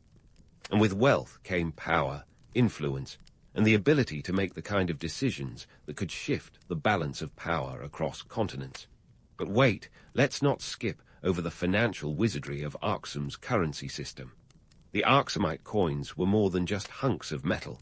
They were the Bitcoin of their day. Minted in gold, silver, and bronze, these coins were a symbol of the kingdom's economic might. They boldly proclaimed Aksum's prosperity and were an ancient marketing campaign that said, "Hey world, we're open for business." The coins featured images of Aksumite kings, sometimes even King Ezana himself, complete with a nifty little cross after his conversion to Christianity. This wasn't just about flexing royal muscles. It was about sending a message. Aksum's coins were accepted far and wide, a testament to their reputation and the trust they commanded in the ancient financial markets. It was all about credibility, and Aksum had it in spades. And here's where we hit a myth-busting moment. There's a tendency to romanticize ancient trade as a genteel, civilized enterprise. In reality, it was a cutthroat business. Merchants haggled harder than a bargain hunter on Black Friday, and trade routes were often fraught with danger, from bandits to the wrath of Mother Nature. Aksum's traders were as tough as they were savvy, navigating not just the geography, but the perilous politics of the ancient world. So why does any of this matter? It's simple. Aksum wasn't just some remote kingdom trading trinkets on the fringes of civilization. It was a major player in the global economy. The Aksumites understood that trade was the lifeblood of their kingdom, and they wielded it like a master artisan wields a chisel. They mastered the art of balancing commerce with diplomacy, ensuring their kingdom stayed at the forefront of ancient geopolitics. Aksum's story of trade is a lesson in the enduring power of economic connectivity. It reminds us that even in the distant past, the world was interconnected in ways that belie the simplicity of ancient maps. Aksum's traders were pioneers of globalization long before the term was coined. Their legacy is a testament to the fact that trade isn't just about goods. It's about people, ideas, and the invisible threads that weave the tapestry of history. As we continue to unravel the rich tapestry of Aksum's history, remember that this kingdom wasn't just a footnote in the annals of time. It was a powerhouse, a beacon of trade and culture that influenced regions far beyond its borders. With each coin minted and each caravan sent forth, Aksum carved its place in history, a place that continues to fascinate and inspire. Stay tuned as we explore more of what made Aksum a kingdom like no other, where the lines between legend and reality blur like the sands of time. As we turn the page to Aksum's architectural wonders, prepare to be dazzled by the ancient equivalent of a social media flex, those iconic stelae. Picture these towering stone pillars as the skyscrapers of their day, where height equaled status, and every carved detail was a shout-out to the world saying, "Look at us, we've made it." Imagine the awe they would have inspired, standing up to 33 meters tall, the largest weighing around 520 tons. These weren't just decorative columns, they were monumental bragging rights etched in stone. Now, before we get swept away by the romance of these relics, let's keep it real. Building these stelae was less about divine inspiration and more about manpower and raw determination. Imagine the logistics: quarrying, transporting, and erecting such massive structures without cranes or modern machinery. It's the sort of feat that would make even today's engineers break into a sweat. Yet for the Aksumites, this was just another Tuesday. These stelae were erected not just as grave markers, but as symbols of power and legitimacy. They were visual declarations of the ruler's prowess, much like a king's photo op with a shiny new palace, or, dare I say, a modern-day leader's ribbon-cutting ceremony. Now, let's debunk a myth or two about these monoliths. The romanticized view paints them as mystical artifacts, imbued with spiritual significance. While there's a nugget of truth there, given their association with burial sites, the reality is they were the ultimate expressions of a king's authority. Each stone's size and intricacy were directly proportional to the ruler's clout. In a world where prestige mattered, the stelae were the ultimate status symbol, shouting from the mountaintops, "We're here to stay, and we mean business." So what kept Aksum spinning in the global trade orbit at its peak? Let's delve into the nitty-gritty of its economic muscle. Aksum was the pivot around which trade routes revolved, straddling the Red Sea and connecting Africa with the Indian Ocean and beyond. Its influence peaked around the 4th century CE, a golden era when the kingdom was as entrenched in international trade as a modern financial hub. You could say that Aksum was the Wall Street of antiquity, but with less stock brokering and more spiced trading. The kingdom's economic strategy was all about diversification. Think of it as an ancient version of "don't put all your eggs in one basket." They traded in everything from gold and ivory to exotic animals and textiles, each item a key in the lock of global commerce. And let's not overlook the agricultural prowess that kept the local economy thriving. The fertile highlands of Ethiopia were the breadbasket of the kingdom, producing crops like teff, which was as critical to the Aksumites as wheat is to the Western diet today. But here's where the story takes a turn. Aksum's influence wasn't just about the goods it traded, but the ideas it exchanged. This was a place where culture flowed alongside commerce, where Greek, Indian, and Arabian influences mingled with local traditions, creating a vibrant tapestry of cultural exchange. Aksum wasn't just a trade center. It was a crucible of innovation and diplomacy, where the currency of trade was matched only by the currency of ideas. Now, let's tackle the elephant in the room, Aksum's supposed decline. The narrative often paints a picture of a kingdom that vanished overnight, a historical Atlantis swallowed by the sands of time. But that's more fiction than fact. Aksum didn't disappear in a puff of smoke. It faced a series of geopolitical shifts that gradually eroded its influence. The rise of Islam in the Arabian Peninsula and the subsequent control of the Red Sea trade routes played a significant role. Suddenly, Aksum was no longer the trade kingpin it once was, and the economic winds shifted. We must also consider the environmental factors. Yes, even back then, climate change was a reality. Deforestation and soil depletion took their toll on the agricultural backbone of the kingdom. The once fertile lands started to yield less, and the economy, heavily reliant on farming, felt the pinch. Add to that the internal power struggles and the shifting sands of trade alliances, and it's clear that Aksum's decline was a complex tapestry of internal and external forces. But before we wrap Aksum in the shroud of decline, let's acknowledge its enduring legacy. The kingdom may have lost its grip on global trade, but it left an indelible mark on history. It was a beacon of Christianity in Africa, a cultural crossroads that shaped the region's history for centuries to come. The echoes of its influence can still be felt in the Ethiopian Orthodox Church, which traces its roots directly to Aksum. So, as we continue to explore the layers of Aksum's history, let's remember that this was a kingdom of resilience and adaptability. It was a place where power was as much about strategy as it was about geography, where rulers understood the delicate dance of politics and trade. The story of Aksum isn't just about its rise and fall.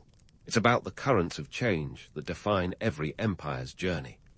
Stay tuned as we delve deeper into the annals of this remarkable kingdom, where each chapter reveals new insights into the intricate tapestry of human history. Aksum's saga didn't end with a simple curtain call. It left an enduring legacy that still echoes in the corridors of history and resonates deeply within modern Ethiopia. If you wander through Ethiopia today, you'll find Aksum's fingerprints everywhere, from cultural traditions to religious practices. It's like a historical hangover, but in the best possible way. The Ethiopian Orthodox Church, with its roots tracing back to King Ezana's Christian shift, is a living testament to Aksum's spiritual legacy. And let's not forget the architectural marvels, the stelae, standing tall as silent storytellers of a bygone era, much like an ancient Instagram post frozen in time. Yet the real charm of Aksum's legacy lies in its lessons on trade, culture, and diplomacy. Aksum was the ancient world's masterclass on how to play the global game without the aid of modern technology or tick-tock diplomacy.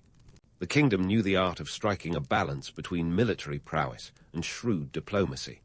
It's like they had a PhD in how to make friends and influence people, long before Dale Carnegie penned his famous book. They understood that trade wasn't just about commodities, but about forging alliances and establishing influence. In today's terms, they were the ultimate networkers, leveraging their strategic location like a prime piece of real estate on the monopoly board. The economic scene in Aksum was like a well-oiled machine, and its gears were the trade networks that connected Africa to the rest of the ancient world. It was less about hoarding wealth and more about circulating it, creating a thriving economy that benefited even the smallest cog in the wheel. Remember those Aksumite coins. They weren't just currency. They were a message, a declaration of the kingdom's prosperity and credibility. Aksum's economic policies remind us that wealth is not just about what you have, but what you can create and sustain. Now, let's talk culture.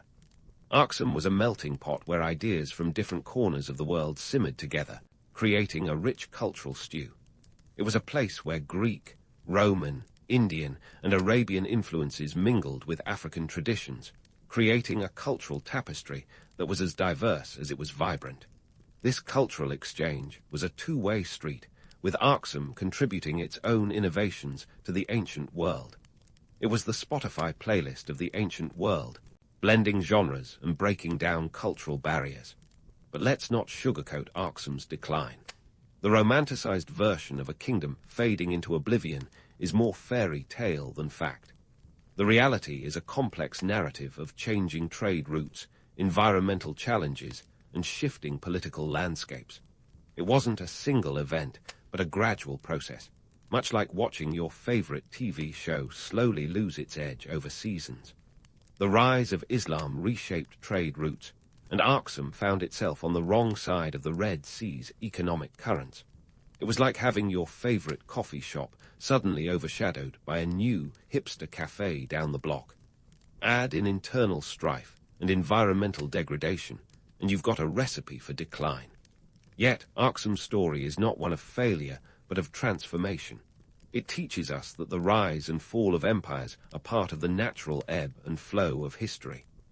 Aksum's adaptability, its ability to pivot from one challenge to the next, is a lesson in resilience. It wasn't just about surviving. It was about thriving in the face of adversity and finding new ways to stay relevant. It's a reminder that the true measure of a kingdom or a person is not just in their achievements, but in how they respond to challenges. As we look at how history has viewed Aksum, it's clear that the kingdom's story has evolved over time, much like a classic novel being reinterpreted by each generation. Early historians may have overlooked Aksum, but recent scholarship has brought its achievements into sharper focus. Understanding Aksum's real story matters because it challenges the Eurocentric narratives that have dominated history books for too long. It's like discovering a hidden chapter in a well-worn book, a chapter that adds depth and richness to the overall story. In conclusion, Aksum was more than just an ancient kingdom. It was a beacon of innovation, trade, and culture that left an indelible mark on history. Its story is a testament to the power of strategic diplomacy, cultural exchange, and economic ingenuity. It's a reminder that even in the ancient world, the lines between legend and reality were as blurred as the desert mirages that surrounded this remarkable kingdom. So, next time you hear the echoes of Aksum's legacy, remember that history is not just about the past. It's a lens through which we can understand the present and shape the future. And that, my friends, is the real magic of history. In the bustling streets of Geneva in 1712, a baby named Jean-Jacques Rousseau was born, blissfully unaware that he'd one day shake up the world with his wild, revolutionary ideas. Geneva then was a city-state clinging to the Protestant Reformation with all the tenacity of a bulldog with a bone. Little did they know, young Jean-Jacques would grow up to challenge just about every norm he could find. His early education, or as some might say, his sporadic attempts to dodge it, was more of a tale of truancy than textbooks. Rousseau's mother died just days after his birth, a tragic start that would haunt him throughout his life. His father, Isaac, was a watchmaker with a penchant for getting into scrapes, once fleeing the city to avoid arrest after an altercation. So young Rousseau was left to fend for himself more often than not, finding solace in reading whatever he could get his hands on, like a kid in a candy store, except the candy was Enlightenment literature. By the tender age of 12, our young philosopher in training was already out of school, having learned everything he could from Geneva's modest educational offerings, or at least, that's what he told himself. Instead of the classroom, he took to wandering the streets, soaking up the world through observation rather than instruction. It's a romantic notion, sure, but it probably wasn't nearly as picturesque as it sounds.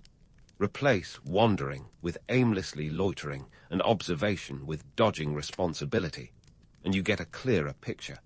In his teens, Rousseau was shuffled into an apprenticeship with a not-so-gentle engraver. This was a common practice for youths of the time, a way to learn a trade and become a respectable member of society. But Rousseau, he was about as suited to engraving as a fish is to climbing trees. The work was tedious, the master was harsh, and the young Rousseau, he was an artist at heart, not a craftsman. So in a move that would make any career counselor cringe, he bolted, fled Geneva at the ripe old age of 16, and set off for parts unknown, specifically Italy, with nothing but the clothes on his back and a head full of dreams. Now here, where the story really takes a turn for the extraordinary. Picture Rousseau, a teenage runaway with nothing to his name, stumbling into the world of the Catholic Church. He found refuge in Annecy, in the household of Madame Louise de Wayans, a woman who would become a significant influence on his life. Madame de Wayans, an older woman with a penchant for taking in strays, saw something in the scrappy young man and took him under her wing. Some say she was merely a benefactor. Others imply a more intimate relationship. But what we do know is that she provided him with the stability he so desperately needed. With her help, Rousseau converted to Catholicism, a move that, considering Geneva's rigid Protestant stance, was akin to an act of treason. But Rousseau was never one to shy away from controversy. In fact, he seemed to thrive on it. Under Madame de Wayans' guidance, he began to blossom intellectually, diving into the world of ideas with the fervor of a man who finally found his calling. After a few years of this intellectual nurturing, Rousseau's restless spirit took over once more. By his early 20s, he was off again, this time on a journey to Paris, the city that promises to turn dreamers into thinkers and thinkers into philosophers. Armed with little more than his wit and a burning desire to contribute something to the world, Rousseau arrived in Paris in 1742. It was a city buzzing with ideas, where salons brimmed with talk of reason and revolution. and where the old order was starting to feel the tremors of what would later become a full-blown earthquake of change. Rousseau's timing was impeccable. Paris was a hotbed of intellectual fervor, with thinkers like Voltaire and Diderot already stirring the pot. But Rousseau, he was the spoon ready to whip it into a frenzy. His early days in Paris were anything but glamorous. He was penniless, and often found himself flitting from one patron to the next, trying to make ends meet while absorbing the city's vibrant intellectual life. He worked as a music copyist, a job that paid about as well as you'd expect for someone whose heart wasn't in it. But it was during this time he began to formulate the ideas that would later shake the very foundations of society. It was here in Paris that Rousseau's thoughts on the corrupting influence of society and the purity of the natural state began to take shape. If Rousseau's life were a movie, this would be the part where the protagonist starts to realize his potential, where the brooding loner finds his voice and begins to sing his revolutionary tune. But let's not get too carried away. Rousseau's path to intellectual stardom was fraught with challenges, not least of which was his own prickly personality. He was known to be a bit of a contrarian, even among his peers, often taking stances that alienated him from both friends and foes alike. Yet it was precisely this ability to see the world differently, to question what others accepted, that would make Rousseau a game-changer. The seeds of his radical ideas were sown in the streets of Paris, nurtured by the city's vibrant, albeit chaotic, intellectual scene. And while he was still a long way from writing the works that would cement his place in history, the stage was set, and the world would never be quite the same after Jean-Jacques Rousseau found his voice. History was unfolding, and Rousseau, the truancy-prone watchmaker's son from Geneva, was in the thick of it, ready to challenge the status quo and redefine the very essence of human society. Rousseau's arrival in Paris was more of a crash landing than a graceful entrance. He was in the middle of a bustling intellectual scene, rubbing elbows with the crème de la crème of Enlightenment thinkers. Yet he found himself constantly on the outside looking in, like a kid with his nose pressed against the candy store window.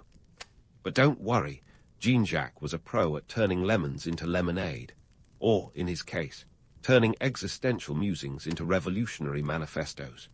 Enter Denis Diderot, the intellectual powerhouse behind the famed encyclopédie, a collection of knowledge that aimed to catalogue everything under the sun.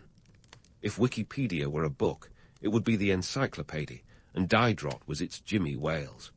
Diderot and Rousseau hit it off, forming a friendship that was part intellectual camaraderie, part philosophical sparring match. Despite Rousseau's penchant for rubbing people the wrong way, Diderot saw potential in this scrappy Geneva transplant. They bonded over a shared disdain for the status quo, a love for radical ideas, and possibly a mutual appreciation for decent wine. It was around this time that Rousseau began to sink his teeth into writing, and by 1755 he'd unleashed his discourse on inequality upon the world. This wasn't your run-of-the-mill academic paper.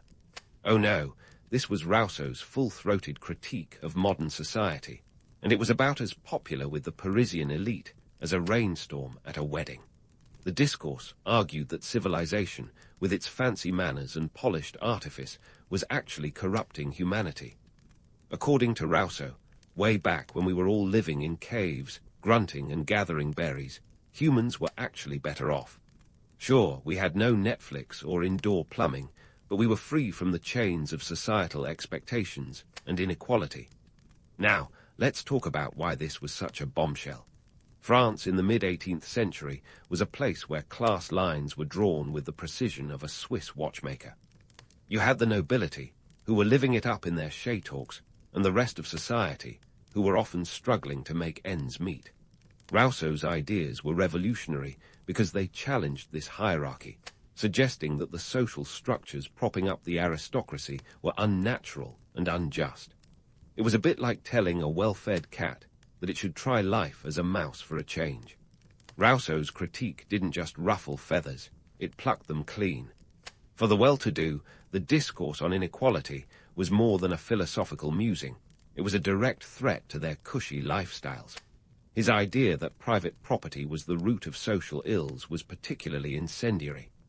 The first man who, having enclosed a piece of ground, bethought himself of saying, "This is mine," and found people simple enough to believe him, Rousseau wrote, was the real founder of civil society. Essentially, he was calling out the absurdity of ownership as the start of all our woes. If you were living off the rents of your vast estates, this was akin to a call for revolution. But here's the kicker. Rousseau wasn't advocating for a return to the Stone Age. He was using the concept of the noble savage as a tool to critique the present, not as a literal blueprint for the future. He was saying, hey, maybe we aren't as civilized as we think we are. This was an idea that caught like wildfire among the common folk who were already feeling the pinch of economic disparity. For them, Rousseau was the voice they'd been searching for, a thinker who dared to question the inevitability of their lot in life. To understand why Rousseau's ideas were both revolutionary and dangerous, you have to look at the political climate of the time. France was teetering on the edge of financial ruin, thanks to costly wars and extravagant spending by the monarchy. The peasants were restless, the middle class was growing increasingly dissatisfied, and the nobility was blissfully unaware, sipping their Bordeaux while the country creaked under the weight of debt.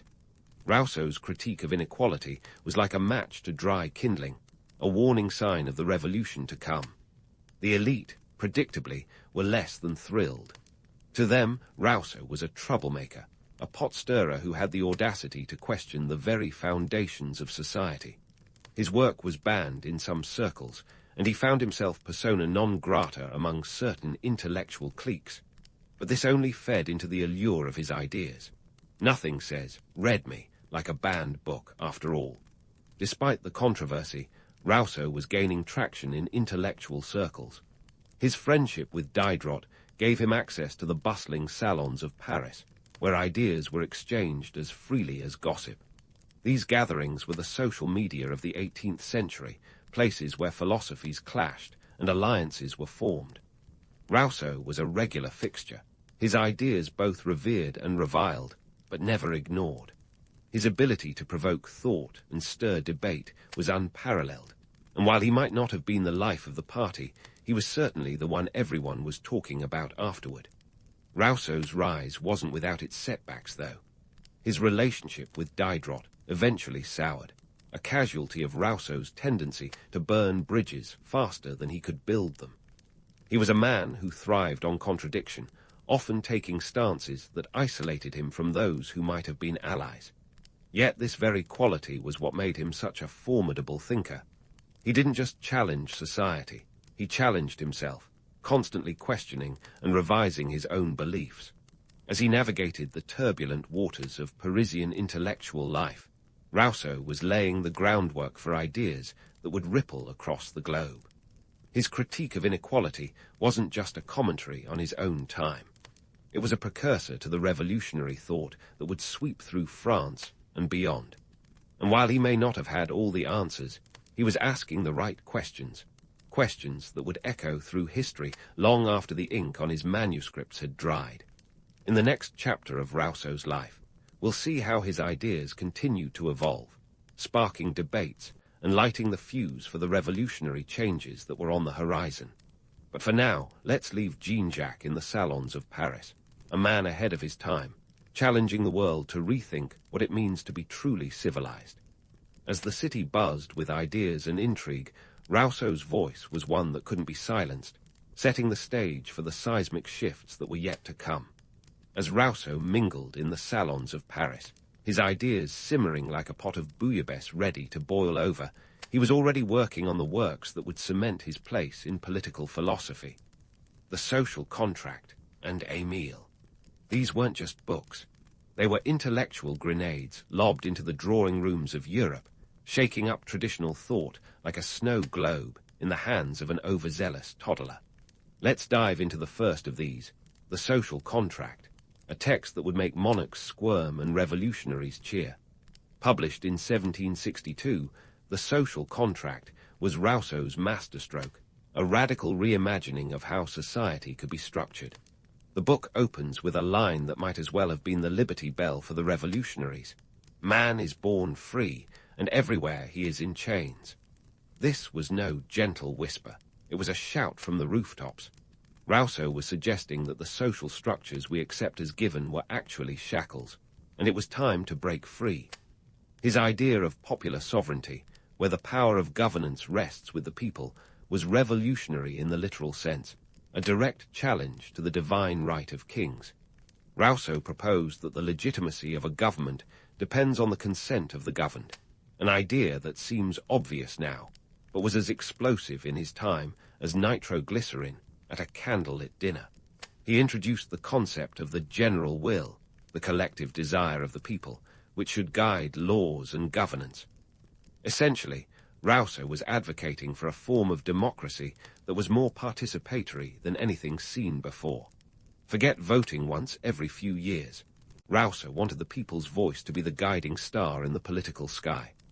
Now, you might think such ideas would be welcomed with open arms, but Rousseau didn't earn his reputation for making enemies by playing nice. His theories were viewed by the powers that be as a threat to social order, a blueprint for chaos. Monarchs weren't exactly thrilled about the idea of being dethroned by the very subjects they ruled over. The book was banned in France and Geneva faster than you could say liberté, égalité, fraternité, and Rousseau found himself on the run, dodging arrest warrants like a philosophical Jason Bourne. While the social contract was causing a political stir, Rousseau was also busy shaking up educational thought with Émile, or on education. Here, he tackled the question of how to nurture a child's natural goodness in a corrupted world. Rousseau argued for an educational model that encouraged children to learn through experience rather than rote memorization, a concept that might sound like common sense today, but was revolutionary back in the 18th century. Picture a classroom without desks, where kids learned about botany by wandering through gardens rather than leafing through dusty tomes. It's no surprise that this radical approach to education ruffled feathers, especially in a time when strict discipline was considered the hallmark of effective teaching.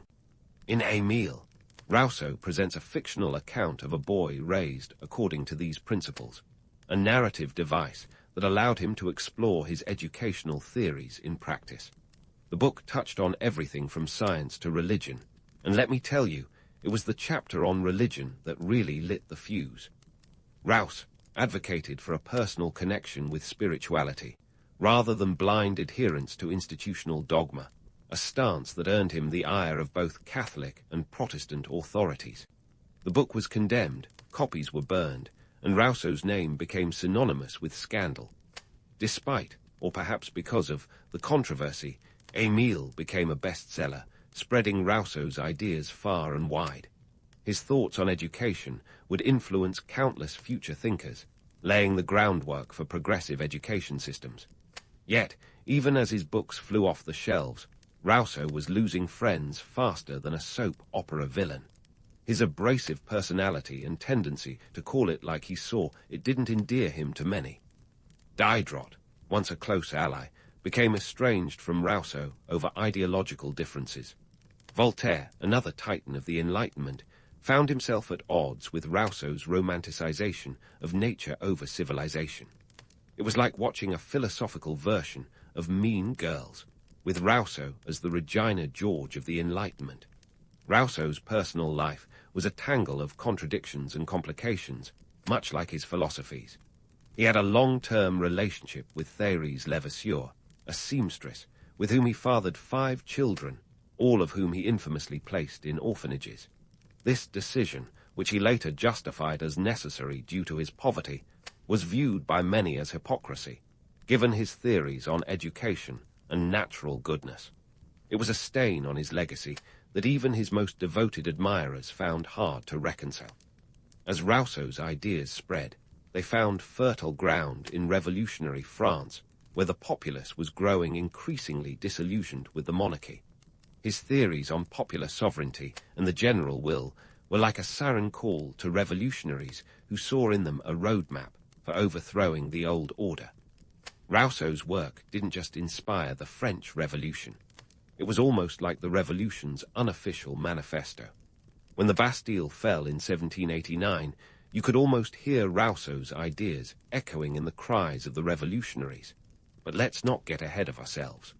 At this point in his life, Rousseau was still a man on the run, living a life worthy of a spy novel, dodging authorities and ducking into safe havens. His health was deteriorating, and paranoia was setting in, driving him to distance himself from even his remaining friends. Yet, despite the chaos of his personal life, Rousseau's intellectual contributions were leaving an indelible mark on the world. Rousseau's impact wasn't limited to political and educational thought. His romantic ideas about nature and human emotion would later influence the Romantic movement, a cultural shift that emphasized individualism and the beauty of the natural world. Artists and poets began to see the world through Rousseau-tinted glasses, embracing his view that emotion and intuition were as vital as reason and logic. His legacy was a tapestry woven from threads of philosophy, politics, education, and art, each reinforcing the other in a way that was as complex and contradictory as Rousseau himself. As we leave Rousseau in this part of his journey, remember that his story is far from over. His ideas would continue to evolve, challenging the world to rethink its assumptions and paving the way for revolutions both literal and figurative.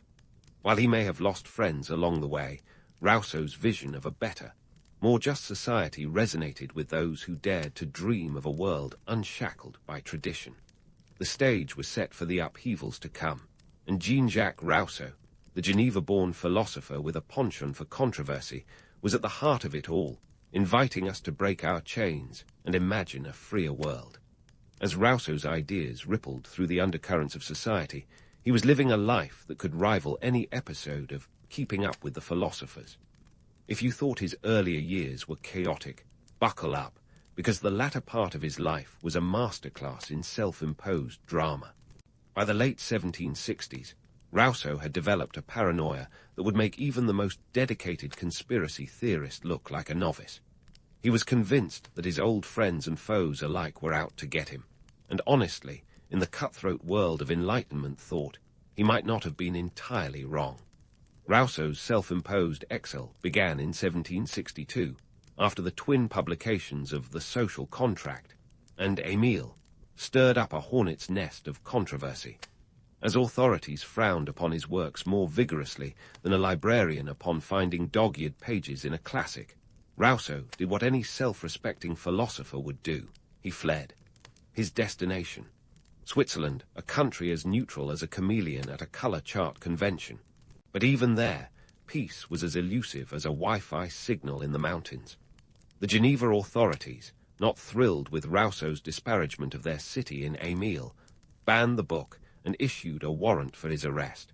Talk about a warm welcome home. In a move that would have made any reality show producer salivate, Rousseau bounced from one Swiss canton to another before landing in the Principality of Neuchâtel, then under Prussian rule. There he found temporary solace under the protection of Frederick the Great, the Prussian king who was far more inclined to patronize philosophers than persecute them. But not even Frederick's laissez-faire attitude could quell Rousseau's growing paranoia. His fears were like a creeping ivy, wrapping around his mind and squeezing out any sense of security. Rousseau's paranoia wasn't entirely unfounded, though. In 1765, while staying in the town of Motiers, a mob, egged on by local religious leaders who took issue with his unorthodox views, stoned his house. It was a scene that could have been lifted straight from a Monty Python sketch, if only it weren't so dangerous. Fearing for his life, Rousseau fled once more, this time to the tiny island of Saint-Pierre in Lake Bayenne. It was a picturesque retreat, but the Swiss authorities quickly decided that Rousseau's presence was as welcome as a skunk at a garden party and ordered him to leave. In 1766, Rousseau accepted an invitation from the philosopher David Hume to come to England. It was a chance to start anew, but true to form, Rousseau's stay in Britain was short-lived and fraught with drama. Paranoia clouded his judgment, and he began to suspect Hume of plotting against him, a suspicion as baseless as a cake without flour. Their friendship disintegrated in a spectacular fashion, leaving Rousseau once again adrift and alone.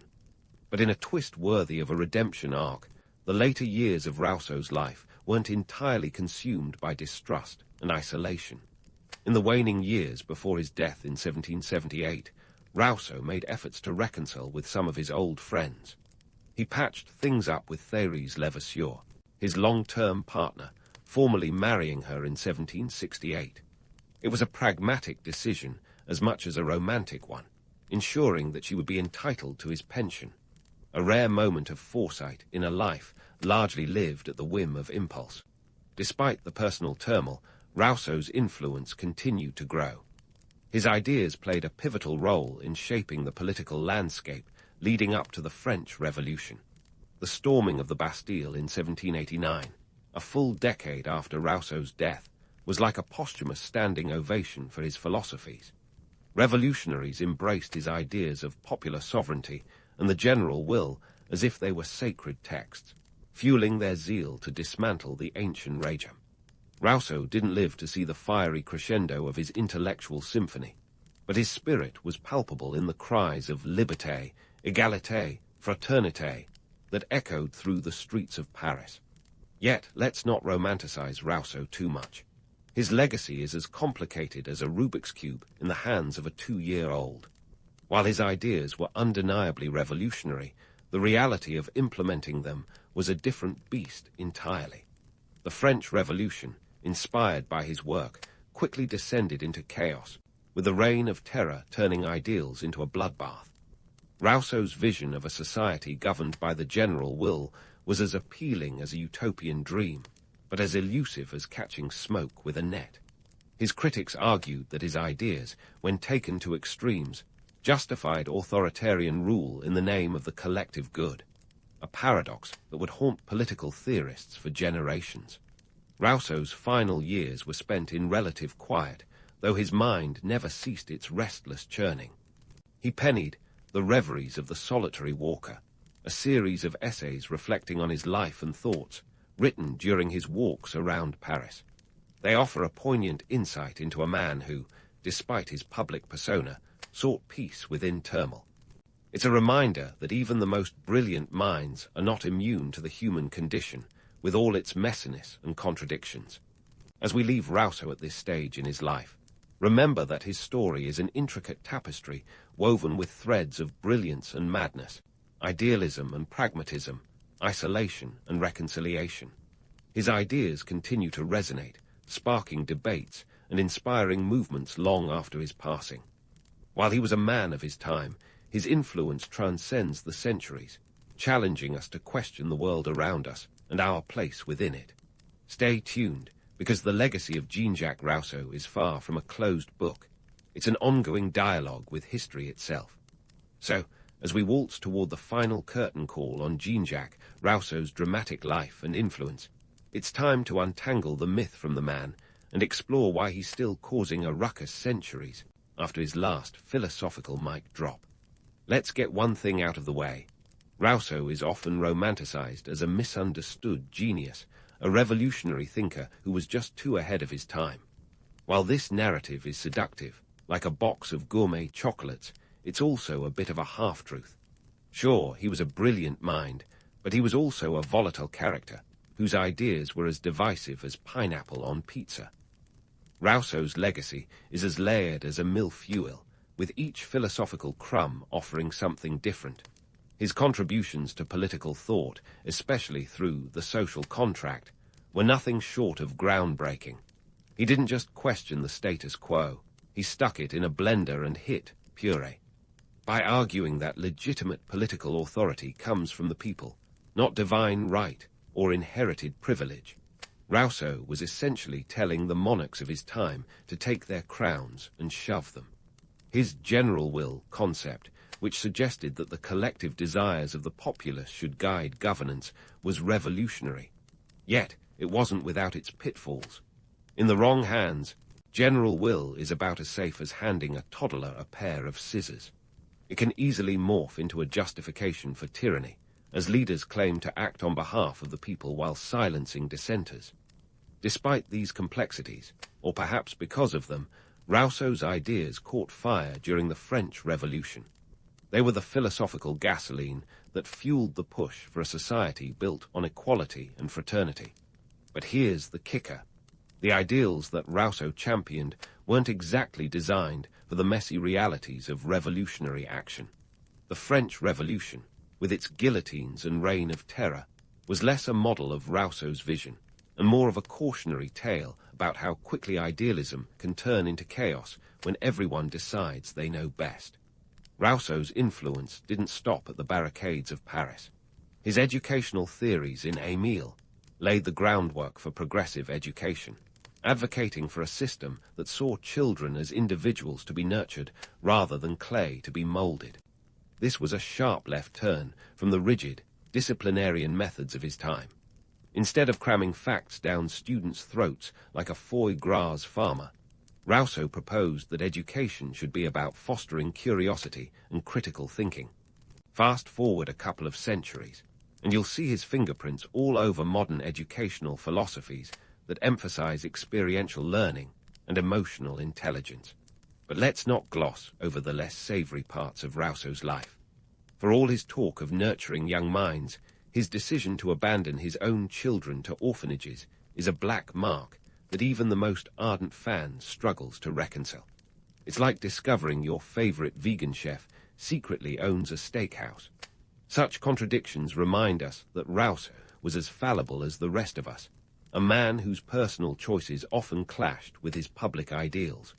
Romantic as it is to picture Rousseau as a lone wolf philosopher navigating the stormy seas of Enlightenment thought, the reality was far less poetic. His paranoia and penchant for burning bridges left him isolated, a man whose social life was a series of self-destructed relationships.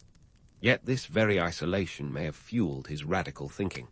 With few friends to pander to, Rousseau could afford to be as controversial and unfiltered as he pleased. It's a stark reminder that sometimes the most revolutionary ideas come from those standing at the edges of society, shouting into the void. In today's world, Rousseau's influence can be seen in everything from democratic principles to educational reforms, to the romantic movement that swept through art and literature, celebrating emotion and nature. His ideas about the corrupting influence of society resonate in our ongoing debates about technology and privacy, reminding us that the tension between individual freedom and societal constraints is as relevant as ever. Rousseau's critique of inequality echoes in modern discussions about wealth distribution and social justice, proving that while fashions may change, the core issues of human society tend to stick around like that one persistent earworm you can't shake. So, what do we make of Rousseau's enduring legacy? He's a reminder that while revolutionary ideas can light the way to progress, they can also cast long shadows. His life is a testament to the power and danger of thinking outside the box, of challenging norms and daring to envision a different world. In Rousseau, we find both the dreamer and the pragmatist, the idealist and the realist, a man whose brilliance and flaws were as intertwined as the roots of an ancient tree. In the end, Rousseau leaves us with more questions than answers, which might just be the point. His legacy isn't a neat package tied with a bow. It's a sprawling, messy testament to the complexity of human thought and the ever-present tension between what is and what could be. As we close the book on Rousseau, remember that his story is less a finished tale and more an invitation to continue questioning, challenging, and dreaming. Because in a world where change is the only constant, some ideas, no matter how revolutionary, never truly go out of style.